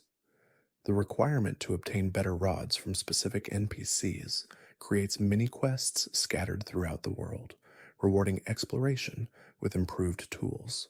The way certain areas become accessible only after obtaining specific HMs creates a web of connected spaces that gradually opens as the player progresses. This gating system controls exploration flow while maintaining the illusion of a continuous world where all locations exist simultaneously. The satisfaction of returning to previously inaccessible areas with newly acquired abilities rewards player memory and creates a sense of world mastery. The Pokemon Mansion on Cinnabar Island contains environmental storytelling through journal entries describing Mewtwo's creation, providing lore without requiring direct NPC exposition. Errors became part of the lore. Bugs became features. The imperfections in the original games were absorbed into the experience rather than simply treated as failures to be corrected. MissingNo was the most famous example of a Pokemon that existed in the games without being intended as part of the roster. An encounter with MissingNo could be produced through a specific sequence of actions involving the Old Man in Viridian City and flying to Cinnabar Island's eastern shore. The creature appeared as a glitched sprite, a collection of corrupted data that the game rendered imperfectly. Interacting with MissingNo caused effects throughout the save file, including the multiplication of the sixth item in the inventory, an effect that players used intentionally to duplicate rare items. The game had been designed with certain memory structures that MissingNo's encounter read incorrectly, producing consequences that extended beyond the encounter itself. What made MissingNo memorable beyond its practical uses was the experience of encountering something that should not have existed. The world of Kanto was designed with boundaries. Certain locations, certain encounters, certain outcomes were outside what the games intended to produce. MissingNo sat outside those boundaries, accessible through a specific path that the designers had not anticipated. Its existence as an encounter, even a glitched and unstable one, felt like a glimpse behind the structure of the world. The game's architecture was briefly visible. The framework that held Kanto together showed a gap, and through that gap came something that could not be named or classified within the normal systems. Players who encountered it understood, perhaps for the first time, that the world they were adventuring through had a structure behind it, and that structure had edges. Mewtwo was the final challenge of the Cerulean Cave, and the strongest creature the original games presented as catchable. The probability of successfully catching Mewtwo with an ordinary Pokeball was extremely low, and most players either used the Master Ball obtained from Silph Co. or attempted many repetitions with the strongest available balls. The act of catching Mewtwo, of adding the most powerful Pokemon documented in the region to a collection alongside ordinary Pidgey and Rattata and Magikarp, was one of the stranger affordances of the game system. There was no transition between the world that contained a Mewtwo terrorizing it and a world in which a young trainer simply owned one. The philosophical problem of containing something that powerful within the social framework of Pokemon training was not addressed. Mewtwo caught was simply Mewtwo obtained, one entry in a Pokédex, 6 characters of a move pool. The Victory Road Tunnel, connecting the routes before the Pokemon League to the league building itself, was a long and difficult passage, full of strong, wild Pokemon and trainers who had already earned all 8 badges. The people who traveled Victory Road were, by definition, among the most capable trainers in the region. They blocked the path through a cave that the strongest and most experienced needed to navigate, which meant that the final stretch before the championship challenge was made more difficult by the very community that had already qualified to attempt it. Whether this was a deliberate feature of how the league system worked, a gauntlet that tested not just strength against wild Pokemon, but endurance against the best of one's peers, or simply a function of all qualified trainers following the same single road, was never discussed within the games. Professor Oak's ranking system, which updated based on how many Pokemon had been seen and caught, provided a structured sense of progress toward the Pokédex completion goal. But the rating descriptions Oak used when fewer Pokemon had been documented were deliberately deflating, describing the effort as barely started or insufficient. The professor's tone in those evaluations was not encouraging. He was a researcher who wanted comprehensive data and assessed partial records with something closer to disappointment than acknowledgement. The relationship between a researcher who needed trainers to gather information for him and those trainers' emotional experience of being evaluated at every reporting point was one of the small dynamics the games built into their structure without examining it as a dynamic at all. The Safari Zone's warden, whose missing teeth required a rescue mission before he could teach the player an important move, had an object with a direct and specific journey behind it. The gold teeth appeared in the Safari Zone's central area, lost at some point during the warden's work there. Who had taken them, whether they had been stolen or simply misplaced, was not explained. The reward for their return, the HM that taught strength, was presented as direct exchange without commentary. The warden had something the player needed to learn. The player had found something the warden needed returned. The transaction was simple, and the context behind it remained undefined. Small economies of need and exchange structured Kanto's social world without being described as economies. Route 12 led southward along the eastern coast and introduced the Snorlax sleeping across the path. The Poke Flute that woke Snorlax was obtained from the top of the Pokémon Tower in Lavender Town, where the ghost-type encounter with Marowak's spirit had to be resolved before the flute could be reached. This chain of necessity, where one problem could only be solved after resolving another entirely unrelated problem, defined the structure of the Kanto adventure. No single route was navigable in complete isolation. Every obstacle had a prerequisite that sent the player elsewhere first. The region was a puzzle where all the pieces needed to be found before the right sequence could be assembled. The logic of that structure implied a world where everything was connected, where the solution to one problem was always somewhere unexpected. The department store in Celadon City offered items for purchase that were unavailable elsewhere in the region, including evolution stones, technical machines, and items obtainable nowhere else without either discovery or trade. The economy of the Pokemon world involved currency acquired by defeating other trainers, spent at stores stocked with goods of various kinds, supplementing the discovery-based access to items found in the field. Trainers earned money through combat. They spent it on resources that made future combat more effective. The circular economy of the game reflected an understanding of Pokemon training as a profession with material costs, not simply as an adventure. Being a trainer required funding. Funding required winning. And winning consistently enough to fund an adventure across an entire region required both skill and a specific kind of financial resilience that the games never discussed as a practical challenge. The Game Corner in Celadon City offered Pokemon as prizes for gambling winnings, meaning that certain Pokemon were accessible through chance rather than exploration or combat. Porygon was the most notable Game Corner prize, a Pokemon unavailable anywhere else in the region that could only be obtained by gambling enough coins or purchasing enough coins to exchange for the prize. The systems that produced Pokemon as gambling prizes, that made living creatures available through the mechanisms of chance and token exchange, were part of a recreational economy that existed alongside the adventure economy without being connected to it in any formal way. The Game Corner had no relationship to gym badges or route progression.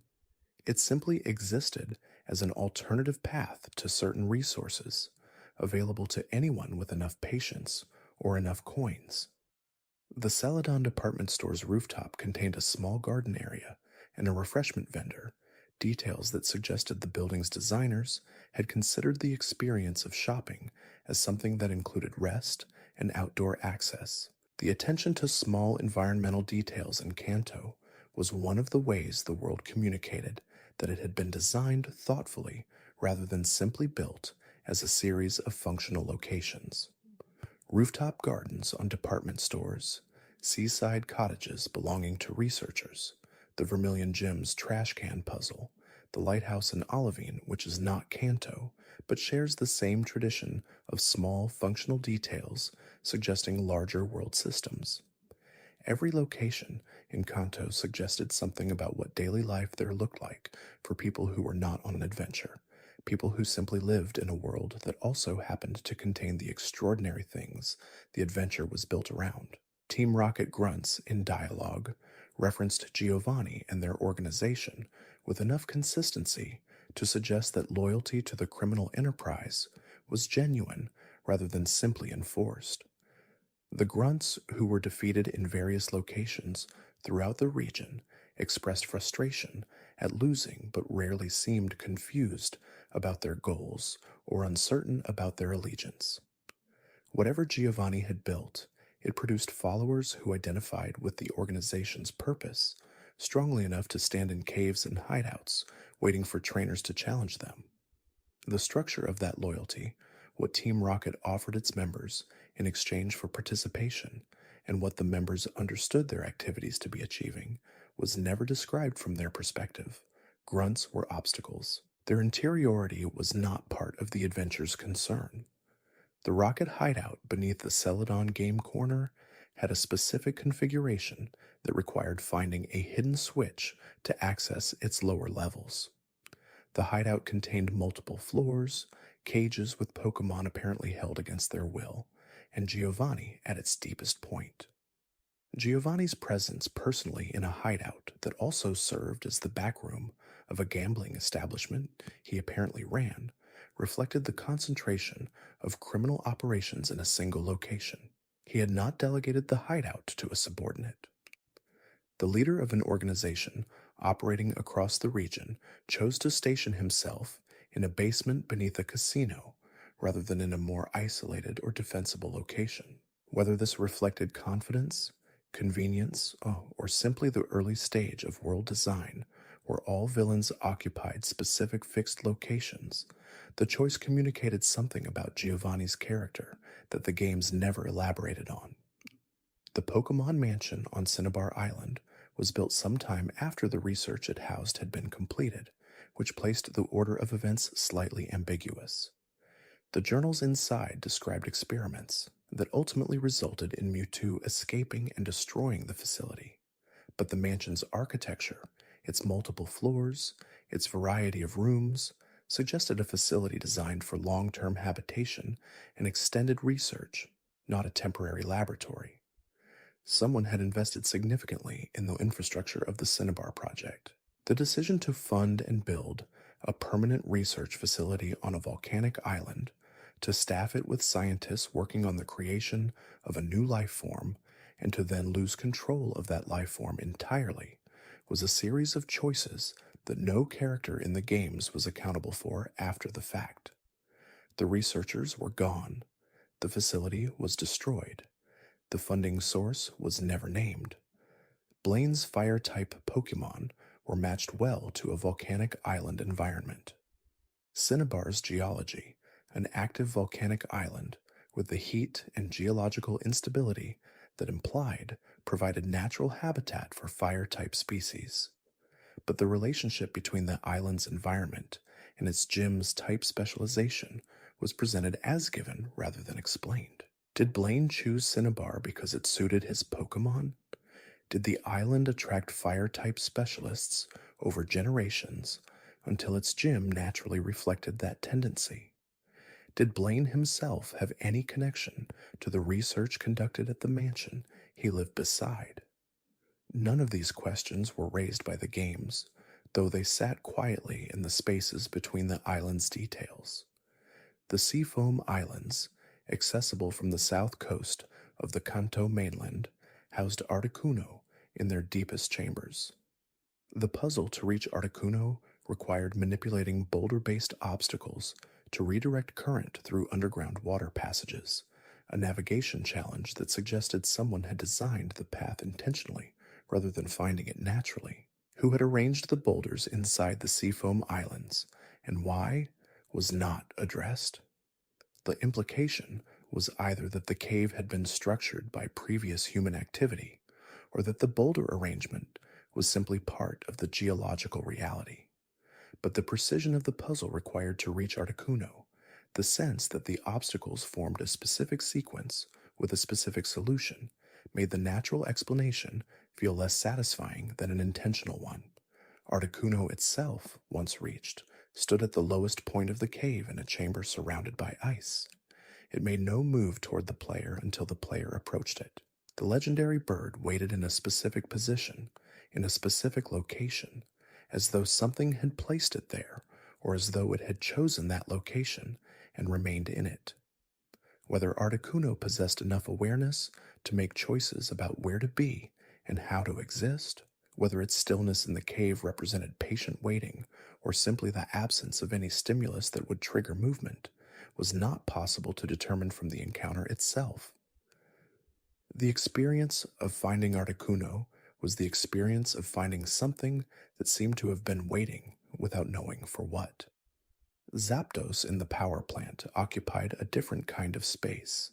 The abandoned facility was full of electricity, both from the working generators and from the electric type Pokemon that had taken up residence. Zapdos in the middle of a working power station, surrounded by lesser electric type Pokemon, suggested a hierarchy of electrical beings gathered in a location that fed their shared preference for current and charge. Whether Zapdos led the power plant's Pokemon population in any meaningful sense, whether the Voltorb and Magneton and Electabuzz in the building were drawn there because of Zapdos or were present independently, was not explained.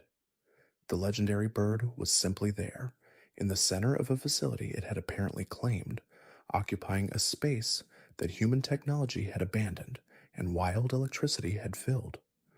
Moltres on Victory Road was the most difficult of the three birds to reach, requiring navigation through the final cave before the Pokémon League.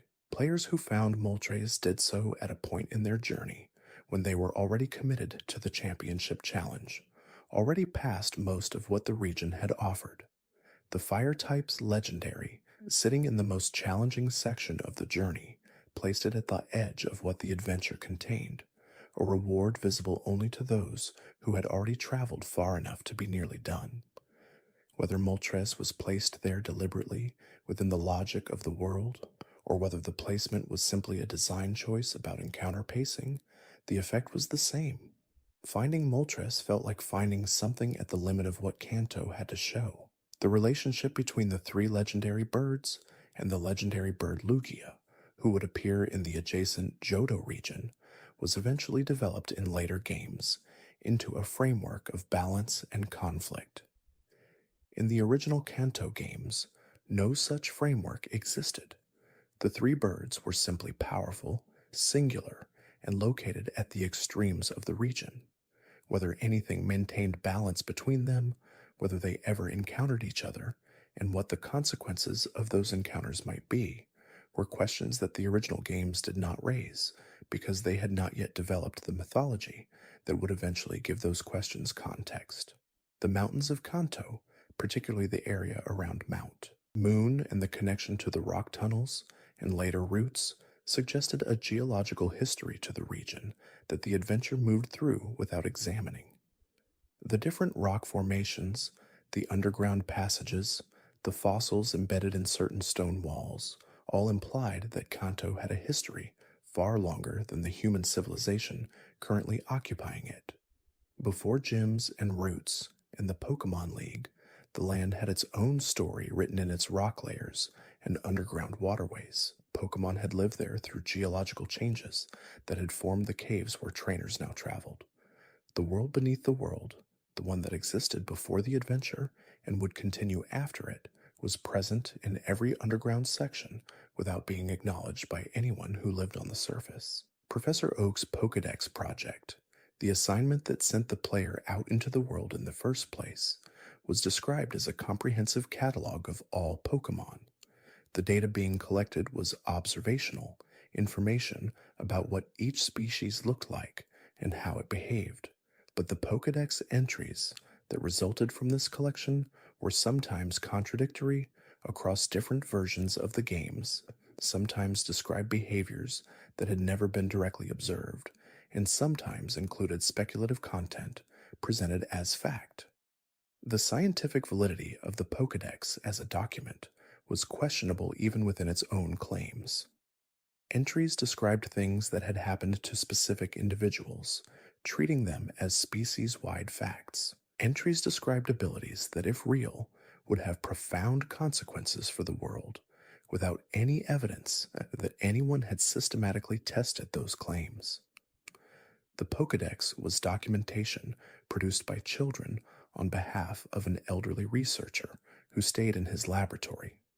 Its authority as a scientific record was built on a foundation that the games treated as solid.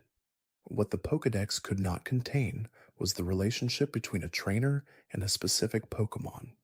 The data it gathered was categorical, organized by species, treating individual variation as noise within a larger pattern. But the adventure itself was organized around the individual creatures a specific trainer chose to travel with, trained, and developed relationships with over the course of a journey. The Pokedex project and the actual experience of being a Pokemon trainer pointed in different directions. One moved toward comprehensive impersonal knowledge, the other moved toward specific irreplaceable connection. Both were part of Kanto. Neither was treated as being in tension with the other. They coexisted as two ways of engaging with the same world, neither fully explaining why the other existed. The 151 mysteries of Kanto were not all the same kind of mystery. Some were biological, questions about how creatures with impossible abilities could function within any coherent physical framework. Some were historical, questions about what the world had looked like before the adventure and what events had produced the present conditions. Some were personal, questions about the individuals who inhabited the region and what their lives contained beyond their roles in the player's journey. Some were structural, questions about the systems of governance and economy and culture that the adventure moved through without examining. And some were simply unanswered, things that the games raised and then left in silence, not because they had forgotten to address them, but because the silence was part of how the world communicated what it was. Pidgey was the first wild Pokemon most trainers ever encountered on Route 1, and it was easy to overlook precisely because it seemed so ordinary. A small bird, a few moves, a gentle presence in the short grass between towns. But Pidgey's Pokedex entries described a creature with an exceptional sense of direction, capable of finding its way home across vast distances, even after being moved far from familiar terrain. This homing instinct was documented as biological fact without explaining what mechanism produced it. Whether Pidgey navigated through magnetic sensitivity, visual memory, or something the entries had no category for, remained unaddressed. The bird that introduced trainers to wild encounters carried within it a navigational capability that no subsequent entry bothered to explain. Pidgeotto, the middle stage of that line, grew strong enough to carry small prey back to its nest. Pidgeot, the final form, was described as flying fast enough to create visible wind trails through the air, moving at speeds that made it one of the fastest, non-legendary creatures documented in the region. The line from small, unassuming bird to creature capable of generating wind simply by moving was one of those evolutionary progressions that the games presented as natural development without ever accounting for what biological change made it possible. Speed at that scale required either a completely different metabolic system or structural changes so significant that the two endpoints of the line should have felt like entirely different animals. The Pokedex recorded the capability and moved on. Rattata lived in the tall grass of the early routes and was described in entries as so adaptable that it could survive almost anywhere. Its teeth, noted as perpetually growing and sharp enough to gnaw through nearly any material, were a defensive trait that became a defining characteristic. The image of a small rat capable of chewing through concrete or metal was presented without alarm by the documentation, absorbed into the category of unremarkable facts about an unremarkable species. Raticate, its evolved form, had those teeth described as even more formidable, capable of gnawing through cinder blocks with sustained effort. The practical implications of a rodent population in Kanto with that capability, living in proximity to human construction and infrastructure, was something the games treated as background ecology rather than an active concern. Spearow was notably more aggressive than Pidgey, despite occupying similar ecological space. Its entries described it as attacking anything that entered its territory, without distinguishing between threats and neutral passers-by. A Spearow flock attacking a young trainer was the inciting incident that opened the animated series, establishing early in that telling of the story that the natural world of Pokemon could be genuinely dangerous without warning or provocation. In the games, Spearow appeared as an ordinary encounter with none of that narrative weight. The same species documented as capable of coordinated territorial attack was catchable and trainable with the same mechanics as every other creature in the grass. The distance between Spearow as ecological threat and Spearow as routine encounter was something the games never closed. Spearow extended its neck to attack from distances that gave it a reach advantage in combat. Its entries noted that it could fly continuously for an entire day without rest, maintaining altitude and speed through biological endurance that human engineering had not replicated. The image of a large aggressive bird capable of attacking from unexpected distances and flying without stopping for 24 hours was documentation of a creature that, if encountered genuinely in the wild, would represent a serious threat to any unprotected traveler on Kanto's open routes. The routes where Fearow appeared were presented as ordinary travel corridors with ordinary hazards. The hazard profile the entries described was considerably more serious than the route experience suggested. Ekans moved silently through grass and was noted for an ability to unhinge its jaw to swallow prey much larger than its head width suggested was possible. The entry language described this behavior matter-of-factly, situating it as biological function rather than aberration. Arbok, the evolved Cobra type, was described as having a pattern on its hood that varied by region, with different patterns inspiring different levels of fear in the creatures that observed them. The entries suggested that Arbok's markings had evolved specifically to produce fear responses in other animals, a visual threat mechanism refined over generations of predation. How the Pokemon world's ecology had developed creatures with markings specifically calibrated to trigger psychological responses in other species was a level of biological sophistication the entries documented without unpacking. Sandshrew lived in arid environments and curled into a ball when threatened, its hide hardened enough that the ball shape provided genuine protection. Sandslash developed those claws further into tools capable of scaling nearly any surface. The specific geological preference Sandshrew showed, seeking drier terrain, reflected a biology tied closely to environmental conditions. How a species with that specific preference ended up in the Kanto region, which was not particularly arid overall, was never addressed. The presence of certain Pokemon in habitats that didn't immediately suit their documented preferences was one of those quiet ecological questions the region's Pokedex left unresolved. Nidoran female and Nidoran male were the first Pokemon in the original roster explicitly sorted into different species by biological sex. They were listed separately, numbered separately, and evolved along separate paths. The female line ended with Nidoqueen, the male with Nidoking. What made the Nidoran lines unusual within the broader context of Kanto's Pokemon was that the two genders not only had different appearances, but different capabilities, different typings in their final forms, and different evolutionary requirements. Nidorina and Nidoqueen could not breed, despite being identified as the female forms of the species. The documentation of this fact, without explanation, created one of the most discussed biological anomalies in the original roster.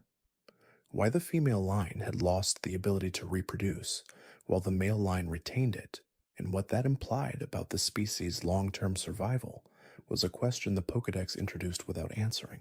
Clefairy's connection to the moon was consistent across entries and appeared to describe more than simple behavioral preference. The entries described Clefairy absorbing energy from moonlight in ways that affected their biology directly. This implied that the moon in the Pokemon world functioned as an energy source for at least some species in ways that the natural world could not account for. Mount Moon's concentration of both Clefairy and Moonstone fragments in the same location suggested a geological relationship between lunar energy and the stones themselves, as though the stones had formed from concentrated lunar influence over long periods. Whether this was a documented theory within the Pokemon world's scientific understanding or simply a pattern no researcher had formalized was not addressed in the entries available to the player. Vulpix was born with one tail, and its tails multiplied over time until reaching the full six displayed by Ninetales, its evolved form.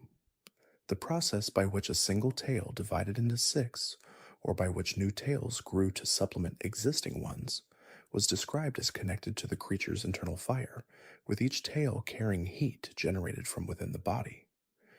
Ninetales' entries described a creature capable of living for 1,000 years, its longevity attributed to the nine tails that stored enormous quantities of the mysterious energy that sustained it. A creature living for 1,000 years while maintaining enough biological function to remain active and capable of combat represented a lifespan so different from ordinary animals that the implications for how Ninetales experienced time, memory, and identity were left entirely to imagination. Ninetales' entries also noted that it possessed sharp intelligence and an excellent memory, capable of recognizing someone who had wronged it and pursuing repayment over long time spans.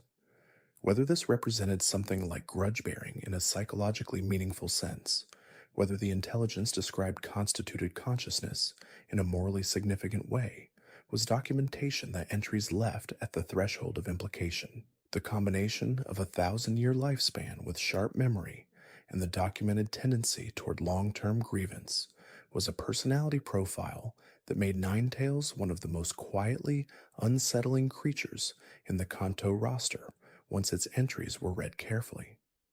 Jigglypuff sang to put listeners to sleep. The mechanic within the games made this a battle strategy. The creature's entries described the song as irresistible, capable of affecting any biological being within hearing range regardless of whether they intended to listen.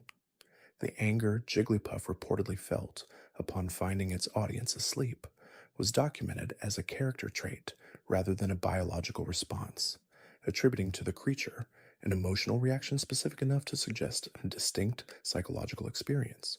Wigglytuff, its evolved form, was described as approaching those it liked and inflating itself with the air, using the soft body created by expansion as an embracing gesture. The social behavior implied in that description, the seeking out of preferred individuals for something recognizable as affection, was part of a broader pattern in the entries of attributing to Pokemon motivations and emotions that implied inner lives of considerable depth. Zubat occupied caves throughout Kanto and was one of the most frequently encountered Pokemon in underground sections.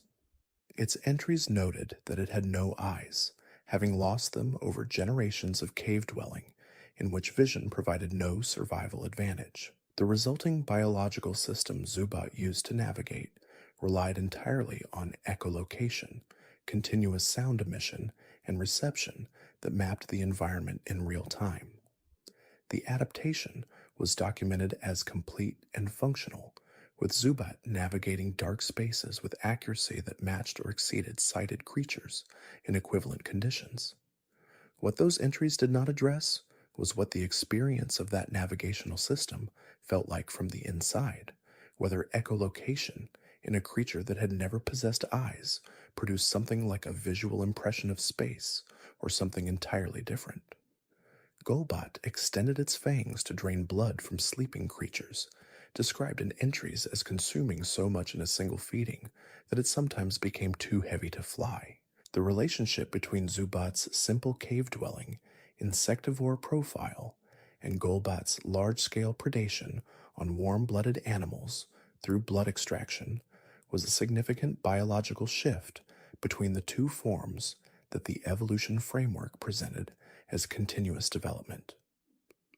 What drove the escalation from small insect feeding to large mammal feeding was not addressed. Whether the biological demands of evolution into a larger form required a more energy-dense food source, or whether something in Golbat's development changed its feeding preferences fundamentally, was left as an unexamined transition in the cave ecology of Kanto. Oddish walked at night and buried itself in soil during daylight hours, absorbing nutrients from the earth while dormant. Gloom's entries described it as releasing an odor so overwhelming that most creatures fled rather than approach it. The smell was documented as serving a dual purpose, protecting Gloom from predators while simultaneously attracting specific insects that the entries described as finding the odor appealing. This ecological relationship, a plant-based Pokémon that repelled most creatures while drawing specific ones close, implied an interdependent relationship with an insect population whose identity the entries never specified. Vileplume used those same flowers to release toxic pollen capable of causing paralysis in surrounding creatures, turning what had been a passive defensive odor into an active chemical weapon dispersed by movement.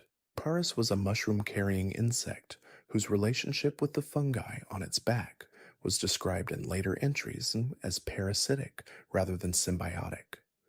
The mushrooms were noted as controlling Paris rather than being carried by it, the fungal growth directing the insect's behavior toward conditions that benefited the mushroom's spread. This relationship, a creature whose apparent body was actually controlled by an organism growing on it, was presented in the games as Paris's normal state, without any indication that it was aberrant or distressing. Parasect, the evolved form, showed the mushroom having grown to dominate the creature's body so completely that the original insect was described as essentially hollowed out, with the fungi operating the shell of what had once been a separate organism. The Pokédex documented this state without concern. Venonat used its large compound eyes to detect even the faintest movement in darkness. Its entries noted that both its eyes and the fine hairs covering its body functioned as sensory organs, giving it a sensitivity to environmental change that most creatures could not match. Venomoth dispersed poisonous scales in flight, using wing motion to spread the particles over wide areas. The scales were documented as varying in toxicity based on the colors they displayed, with different pigments corresponding to different levels of danger.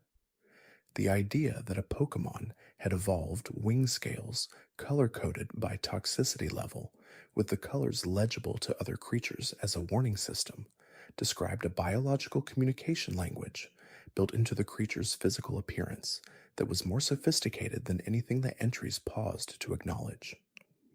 Diglett lived underground and appeared at the surface only briefly, leaving tunnels throughout the soil that the entries noted improved drainage and aeration for agricultural use. The relationship between Diglett's burrowing behavior and the agricultural health of the areas they inhabited was documented as a practical ecological benefit, making them valuable to farmers, despite the inconvenience of encountering them unexpectedly. What Diglett looked like below the soil surface was one of the most enduring visual mysteries in the Pokémon world. Only the small circular tip appeared above ground in any documented observation. Whether the underground portion was extensive, whether Diglett possessed limbs or root-like extensions for movement, whether the tip was its head or some other appendage, was information that no entry had ever provided. Dugtrio was 3 Diglett, moving in coordinated synchrony, or possibly a single organism with 3 surface projections, or possibly something else entirely. The entries offered no clarification about whether Dugtrio represented 3 separate Pokémon sharing a body, a single Pokémon with 3 heads, or an emergent organizational behavior of Diglett that produced something new when 3 gathered closely enough. The mechanical outcome of the uncertainty was that Dugtrio functioned as a single Pokémon in battle, while physically appearing to be 3. Whatever understanding the people of Kanto had developed about Dugtrio's nature over generations of farming beside them was not information the Pokedex had captured. Meowth walked upright and placed great value on objects that caught light, collecting them and displaying them prominently. The entries described Meowth as capable of producing and retracting a coin-shaped charm on its forehead, though what the charm was biologically, whether it was a specialized scale, a calcified deposit, or something produced by the creature's metabolism in ways that didn't map to any standard biological category, was not explained. Persian, its evolved form, was described as prized for its beauty and kept as a status symbol by those with wealth. The cultural relationship between Persian ownership and social standing placed this Pokemon within human hierarchies of value in a way that most species thus were not. Giovanni specifically owned a Persian, which appeared in several scenes as a companion rather than a battle Pokemon, an aesthetic choice that placed the criminal leader's relationship with his Pokemon in a different register than the battle-focused relationships the adventure depicted elsewhere. Psyduck experienced chronic headaches that intensified until they triggered psychic phenomena. The entries described the headaches as both cause and limitation, with the pain simultaneously producing psychic energy and preventing Psyduck from using that energy with any control or intention. Golduck, the evolved form, had resolved this relationship between pain and ability, channeling psychic energy smoothly enough to use it deliberately. The transition from a creature defined by inability to control something powerful to a creature that controlled it gracefully was documented as evolution without explanation of what biological change made the transition possible. Whether the chronic pain simply resolved at a certain developmental stage, or whether Golduck had developed a neurological structure that processed what had been disruptive as integrated function, was not addressed. Mankey's entries described it as easily provoked to a rage that didn't diminish until the trigger of the anger had been driven away. The rage was documented as consuming enough to make Mankey dangerous to its own group members once initiated, the creature unable to distinguish between the original provocation and anything that remained in proximity. Primeape extended that rage into something almost philosophical, described in entries as never ceasing its anger, the creature in a permanent state of fury, without a source that its documentation could identify. Whether Primeape's perpetual anger represented a psychological state, a neurological condition, or simply a characteristic of the species that the Pokédex language of anger was not quite equipped to describe, accurately was a question the entries left open in the way that questions about Pokémon interiority were consistently left open. Growlithe appeared on specific routes in Kanto, but only in one cartridge version, the other replacing it with Vulpix. This version exclusivity placed the two fire-type canine and fox creatures in a relationship where one region of player experience contained one and another contained the other, despite both supposedly inhabiting the same geographical location. The ecological implication was that Growlithe and Vulpix occupied the same niche in overlapping territory without coexisting, which could reflect either competitive exclusion between the species in actual Kanto ecology, or simply the game design decision that the world building did not fully account for. The routes where these Pokemon appeared were otherwise identical between versions. The difference was real within each player's experience and absent from any description of the world. Poliwag's swirling belly pattern was described as the spiral of internal organs visible through its translucent skin. The observation that a creature's digestive system was legible from the outside as a visual feature, and that this visual feature had become so characteristic that it defined the species' appearance, placed internal biology on the exterior in a way that raised quiet questions about how Pokemon bodies worked at a basic structural level. Poliwhirl's swirl changed appearance depending on its angle of movement, which entries described as an afterimage effect. Poliwrath The fighting evolution was documented as swimming without rest, its stamina described as essentially unlimited in water. Politoed, the alternate evolution available in later games, revealed that the evolutionary path was not fixed even in creatures where it had appeared to be, that external conditions could redirect development in ways the original three-stage line had not suggested were possible. Abra slept for 18 hours each day and could only use its psychic abilities while sleeping. When awake, it was defenseless. This biological arrangement, in which capability and vulnerability existed in perfect opposition, made Abra one of the most difficult Pokemon to encounter meaningfully, since its primary response to a waking encounter was to teleport away before any interaction could occur. The relationship between sleep and ability, between the conscious mind at rest and the psychic capacity that required that rest, implied something about the nature of psychic energy in the Pokemon world that the entries described as a characteristic of Abra specifically without connecting it to any broader framework of how psychic ability worked. Machamp had 4 arms and was documented as capable of throwing an opponent in any direction with only the briefest contact, its strength sufficient to move mountains according to some entries. The 4 arms were described as a species characteristic without explaining how a species with 4 arms had evolved in a world otherwise populated by creatures with either 2, 0, or entirely non-standard appendage arrangements. Whether the 4 arms provided a specific competitive advantage that explained their development, whether Machamp's ancestral form had possessed 2 arms that split over generations, or whether the creature simply existed as it was without evolutionary narrative available to describe it, was information the entries did not contain. Bellsprout's roots could penetrate concrete to seek moisture, its flexibility described as sufficient to dodge attacks that should have connected with something possessing a physical body. Weepinbell opened to consume large prey, its digestive acids strong enough to dissolve material quickly enough to threaten most living things placed inside it. Victreebel, the final form, lured prey with scent before consuming it, its interior capable of breaking down almost anything into nutrients. The predation pattern of this line, from passive moisture seeker to active ambush predator with a fully functional digestive cavity, was one of the clearest examples in the Kanto roster of evolutionary development, producing something that functioned as a genuinely dangerous organism by any reasonable assessment. The Safari Zone hosted wild Victreebel without protective infrastructure for the trainers who walked through it.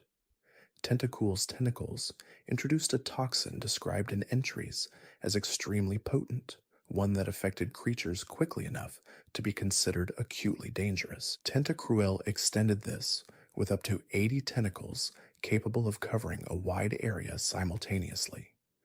The open water routes of Kanto were populated with Tentacool and Tentacruel in numbers that made water travel a consistent encounter with genuinely venomous creatures. The HM Surf, which allowed trainers and their Pokemon to cross water, placed the player in direct and frequent contact with this population. The animated series depicted tentacruel swarms threatening coastal communities at scales that reflected the numbers the route encounters implied. The games themselves treated the encounters as routine. The accumulated context of what those encounters actually involved was something each player assembled from entries and experience independently. Geodude's Rocka exterior was its body rather than a shell. The stone was the creature, was not something the creature wore. Graveler gathered that mass as it grew, rolling to accumulate size and density. Golem, the final form, shed its outer shell each year, in a process the entries described as an annual molting event, during which the shell cracked from internal growth and fell away to reveal a fresh layer beneath.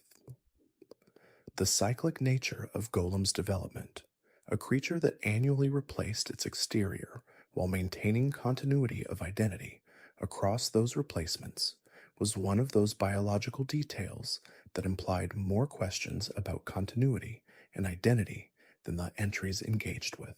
Whether the shed shells retained any connection to the creature that had worn them, whether each new layer represented a distinct phase of the same life or simply continuous replacement, was left unexplored. Ponyta ran almost immediately after birth, its legs capable of supporting its weight within hours of being born. The fire on its body was described as harmless to its trainer once the bond between them had developed, but injurious to anyone else on contact.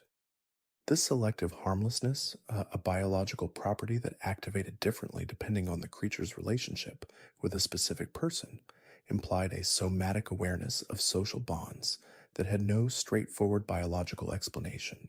The fire did not analyze the identity of whoever touched it through any mechanism the entries described, yet it responded differently based on the relationship. Whether this was presented as a mystery or simply as a documented characteristic without requiring explanation was never addressed because the entries offered it in the same factual register as all the other things they described. Rapidash's mane burned at temperatures hot enough to ignite most materials on contact. It ran at speeds that placed it at the upper range of documented land creatures in the region. The combination of speed and fire produced an image of a creature moving fast enough that the fire trailing from its body created a continuous stream of ignited air behind it. Whether this actually happened, whether Rapidash left a temporary trail of burning atmosphere during a full-speed run, was something the entries implied without confirming. The practical consequences of that trail for the terrain Rapidash crossed, and for anything traveling the same path shortly after, were not addressed. Slowpoke's tail was described as edible and considered a regional delicacy in certain areas. Team Rocket, in later games, was documented as cutting Slowpoke tails for commercial trade, treating a part of the creature's body as an agricultural product to be harvested and sold. The cruelty of that practice was acknowledged within those games as a plot motivation for challenging Team Rocket. But the baseline fact that Slowpoke tails were consumed by people as food existed in the lore independent of Team Rocket's harvesting. The broader human relationship with Pokémon in the Kanto world included consumption of Pokémon-produced items and apparently some Pokémon parts, a dimension of the human-Pokémon relationship that the games touched near and then stepped back from without committing to examining it. Magnemite was attracted to electrical equipment and drew power from it, described as essentially feeding on electrical current. Multiple Magnemite were noted to gather around power infrastructure and draw enough current to cause outages. 3 Magnemite sometimes linked together to form Magneton, producing a magnetic field powerful enough to affect compasses and electronic equipment at considerable distances. The mechanics by which 3 separate Pokémon could merge into a single evolved form, whether Magneton was one entity or 3, in close coordination, and what happened to the individual Magnemite identities during that merger, were questions the entries created by describing the outcome without explaining the process. Farfetched's population decline due to hunting was one of the few places in the original games where the Pokémon world's documentation acknowledged that human behavior had meaningfully reduced a species. The detail was noted in entries without dwelling on it, presented as historical information rather than ongoing crisis. Whether conservation efforts had been established in response, whether the population had stabilized or continued to decline, and what the region's relationship with that decline looked like from the perspective of the people who had caused it, were questions the entries raised by documentation without following through. Doduo ran despite lacking wings, its 2 heads sometimes disagreeing with each other about direction according to some entries. Whether this described actual conflict between distinct consciousnesses occupying different heads of the same body, or was a metaphorical way of describing biological indecision that resulted in observable hesitation, was not clarified. Dodrio, with 3 heads, extended this to documented 3-way conflict during emotional responses, with different heads reportedly expressing different emotions simultaneously. The question of how many conscious experiences existed within a Dodrio at any given moment, and how those experiences related to each other and to the creature's behavior as a unified organism, was introduced by the entries and left precisely there. Seal lived in icy water and hunted beneath ice sheets by sensing vibrations through the ice surface. Dugong slept beneath ice completely, surfacing only when necessary. The entries describing Dugong's sleeping patterns noted that it could remain beneath ice for extended periods, its body temperature regulated to maintain function in water cold enough to be dangerous to most species. How Dugong managed the physiological challenges of sleeping in near freezing water while maintaining the metabolic activity necessary to sustain life was presented as a documented characteristic without the biological detail that would explain the mechanism. Grimere formed from polluted sludge, described in early entries as having originated in industrial waste before developing into an independent biological entity.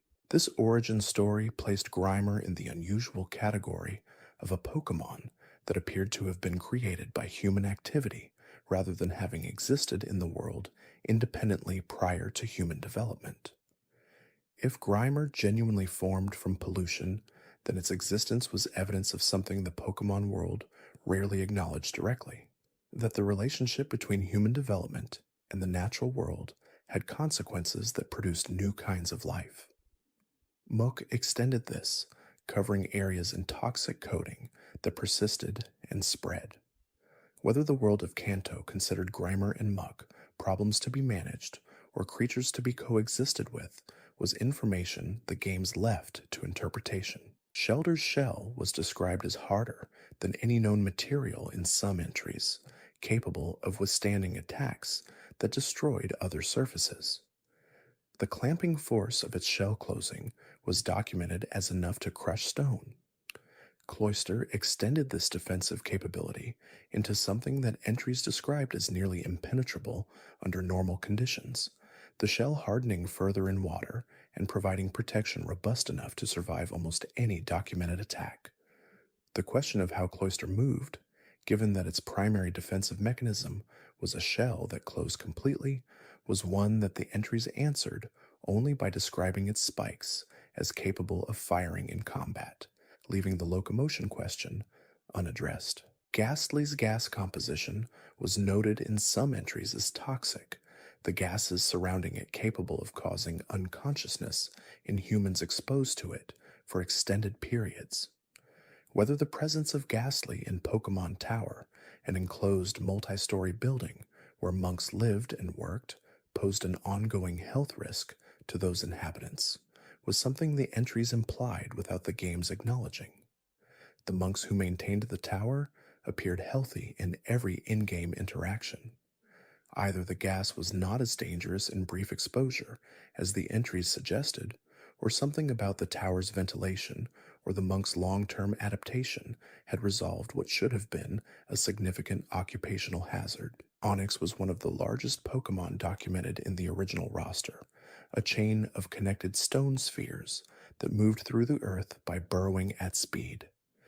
The tunnels left by Onyx were described as causing ground vibrations that could be felt from the surface, its passage through soil and rock documented as powerful enough to reshape underground geography.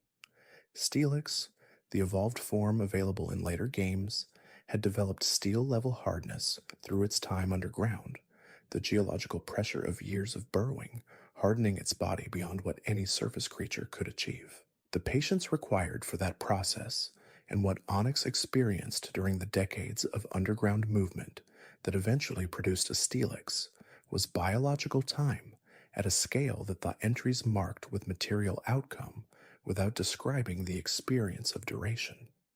Drowsy's dream-eating behavior was documented in ways that connected it to human mythology around sleep disorders and nightmares.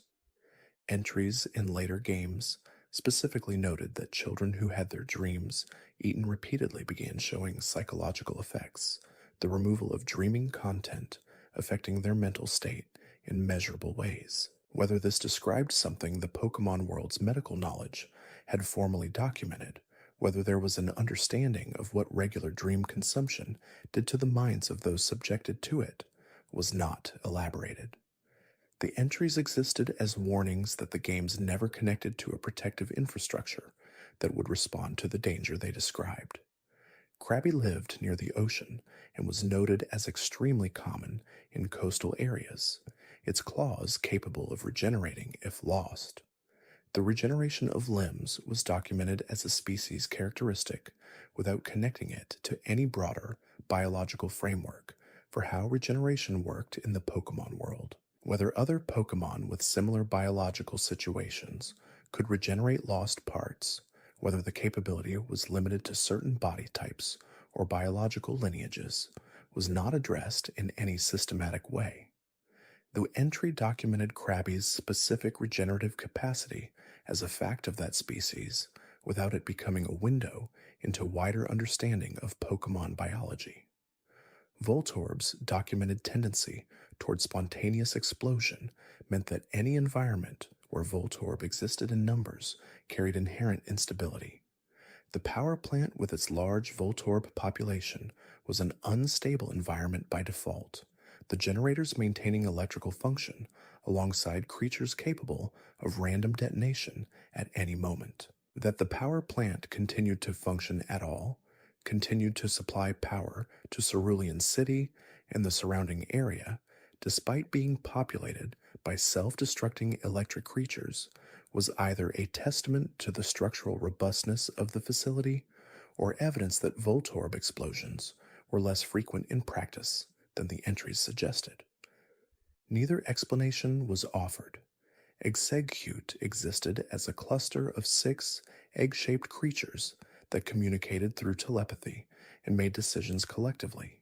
The entries described them as damaged when separated, suggesting that the collective function of the group was necessary for full biological expression of the individual units. Exeggutor, the evolved form, possessed multiple heads that each housed a distinct brain with its own perspective and personality.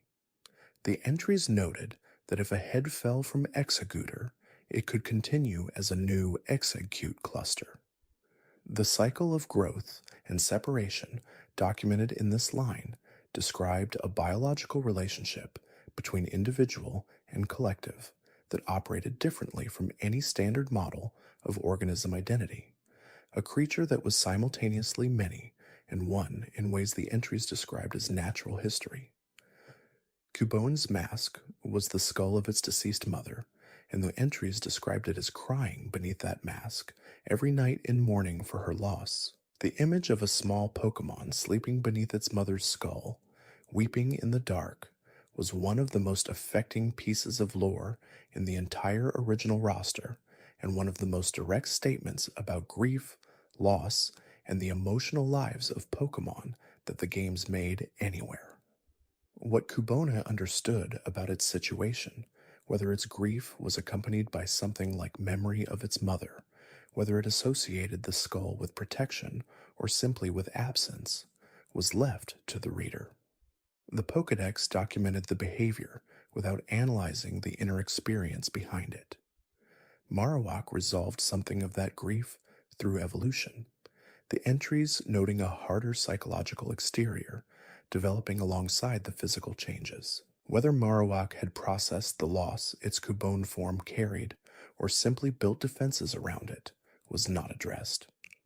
The bone it wielded had been its mother's before it became its own weapon.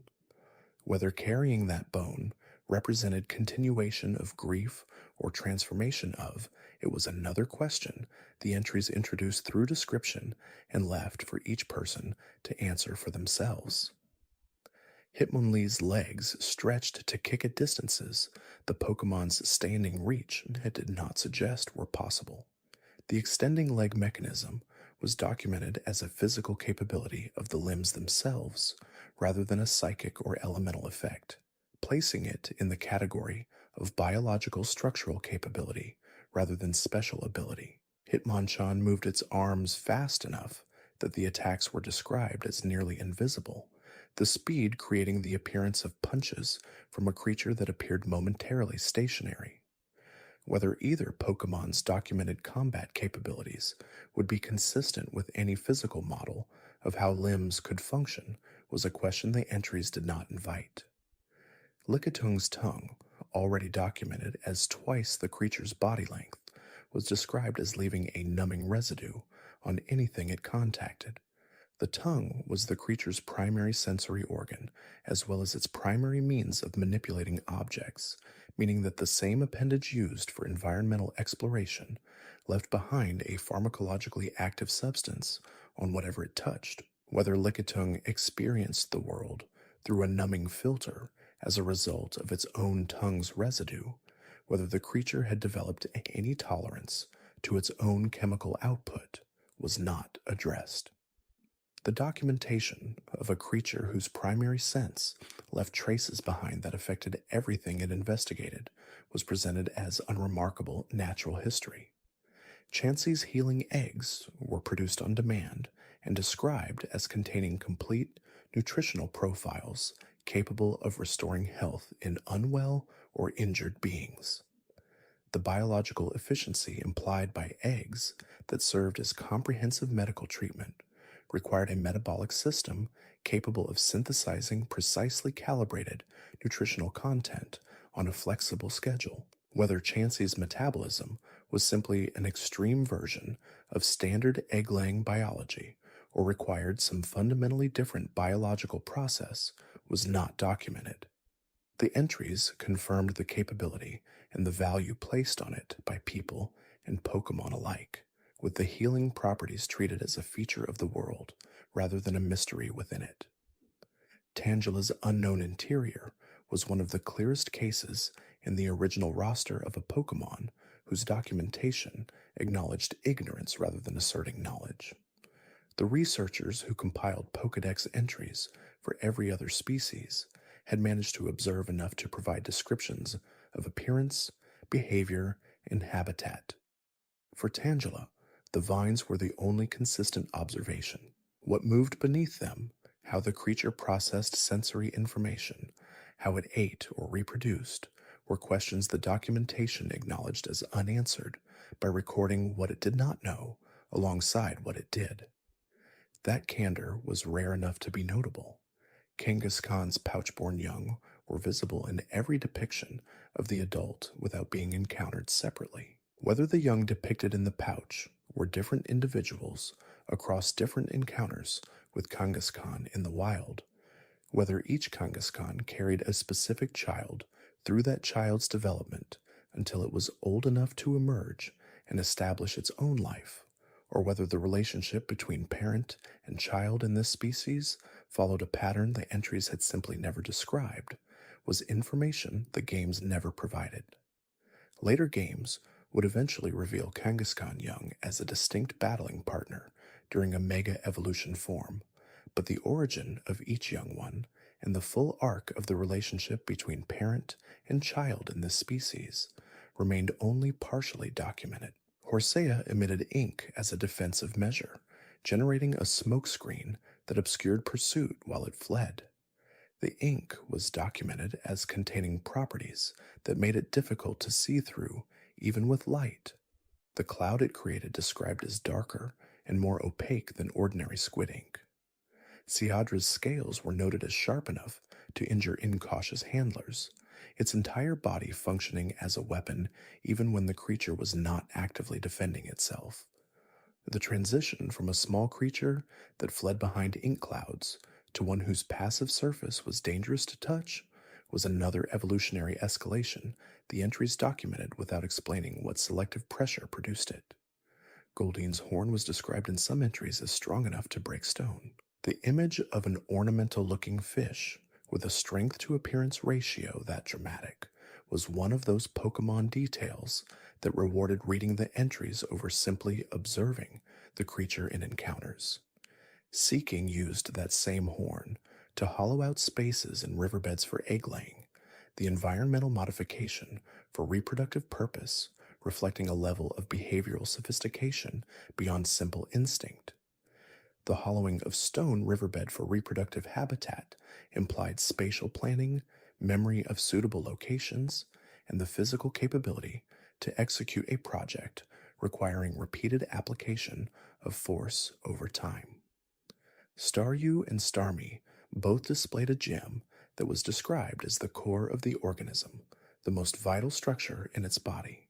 Pokédex entries noted that Starmie's gem flashed in patterns that researchers had attempted to decode, believing the patterns constituted a form of communication. Whether anyone had succeeded in making sense of what Starmie was communicating, whether the signals were a response to external events or continuous broadcasting, and whether the claimed interstellar transmission capability of the gem meant that whatever Starmie was communicating was being sent somewhere beyond the planet, remained questions the entries introduced through description without bringing to any resolution. Mr. Mime's ability to create physical barriers through pantomime represented a category of capability that the game's typings and move systems categorized as psychic, without explaining why enacting the idea of a wall created a real one.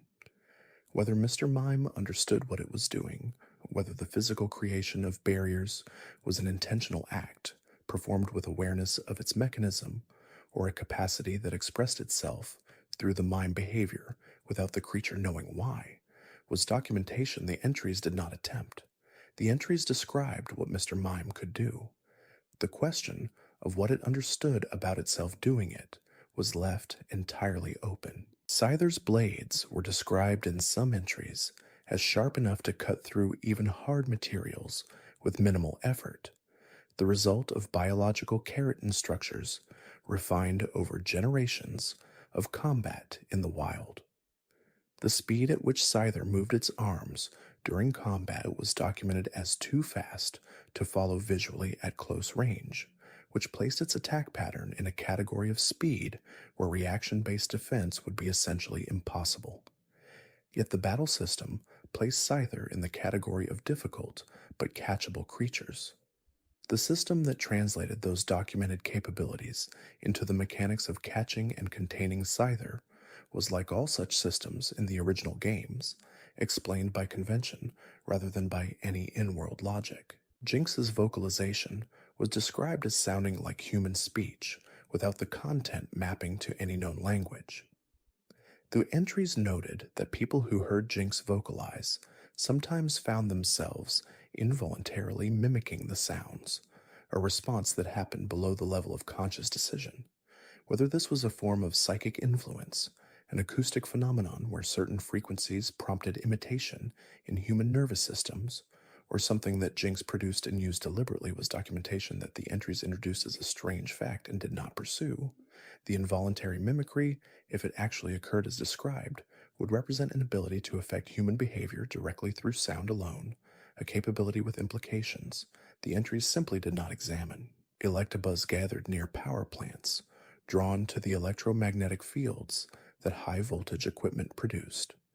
The entries noted that the electricity in Electabuzz's body interfered with electronic equipment in proximity, the creature's own biological output, affecting technology built by humans to manage similar forces.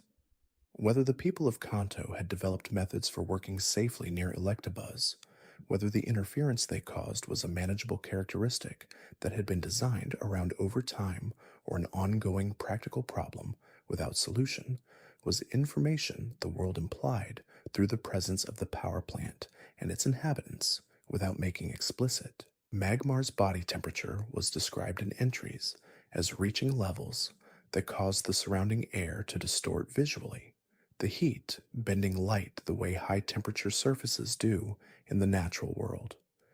A creature operating at those temperatures would be generating more thermal energy than its biology could plausibly sustain through metabolic processes alone, raising the same fundamental question about energy sources that appeared repeatedly across the original roster. Where did that energy come from? The entries noted the capability. The source remained one of the consistent, unaddressed questions distributed through the documentation. Pincer's horns could lock around opponents and apply enough force to tear them apart according to some later entries. The capability was described as the result of leg strength rather than arm strength, Pincer using its entire body weight to enhance the grip of its horn. Whether this represented a type of predation that Pincer used in the wild, whether the behavior described was something it performed on prey regularly or deployed only in defensive situations, was left to interpretation. The safari zone, where wild Pincer could be found and attempted to be caught using bait and rocks rather than conventional battle, was an environment where that predation capability was present without the player's standard system of engaging with it. Tauros moved in herds and attacked by charging with its horns, using its three tails to lash itself into a state of aggression before initiating contact. The tail lashing behavior as a self-stimulation mechanism for producing aggressive arousal was one of the more specific behavioral details documented for any Kanto species, a Pokémon that needed to psych itself up before combat in a way that was observable and described. Whether this was a ritual behavior fixed by biology or a learned pattern that individual Tauros developed through experience was not addressed. The specificity of the behavior as a documented characteristic of the species suggested enough consistency across individuals that it reflected species-level biology rather than individual habit. Magikarp's retained ability to survive in extremely polluted water was documented in entries as a survival adaptation developed over the long period of its decline from ancient dominance. The entries noted that its adaptability to poor water quality was among the few remaining capabilities it possessed at a high level, everything else having diminished over generations of reduced selective pressure. Whether this narrative of decline was accurate to the Pokemon world's ecology, or a reading of Magikarp's simplicity backward from the result, the picture it painted was of a species that had once been consequential and was now a shadow of that earlier version of itself, surviving in conditions other species could not tolerate because it had lost the capabilities that would have kept it in better conditions. Gyarados' rage, once triggered, was documented as producing atmospheric effects in some later entries, the intensity of its anger affecting weather conditions in the immediate vicinity. The connection between emotional states and weather was a pattern that appeared in several Pokemon species, as though the relationship between strong psychological experience in Pokemon and physical environmental phenomena was a feature of the world rather than a specific quirk of individual creatures. Whether this was documented anywhere within the world's scientific understanding, whether researchers had formalized the connection between Pokemon emotional states and environmental effects, was not information the entries contained.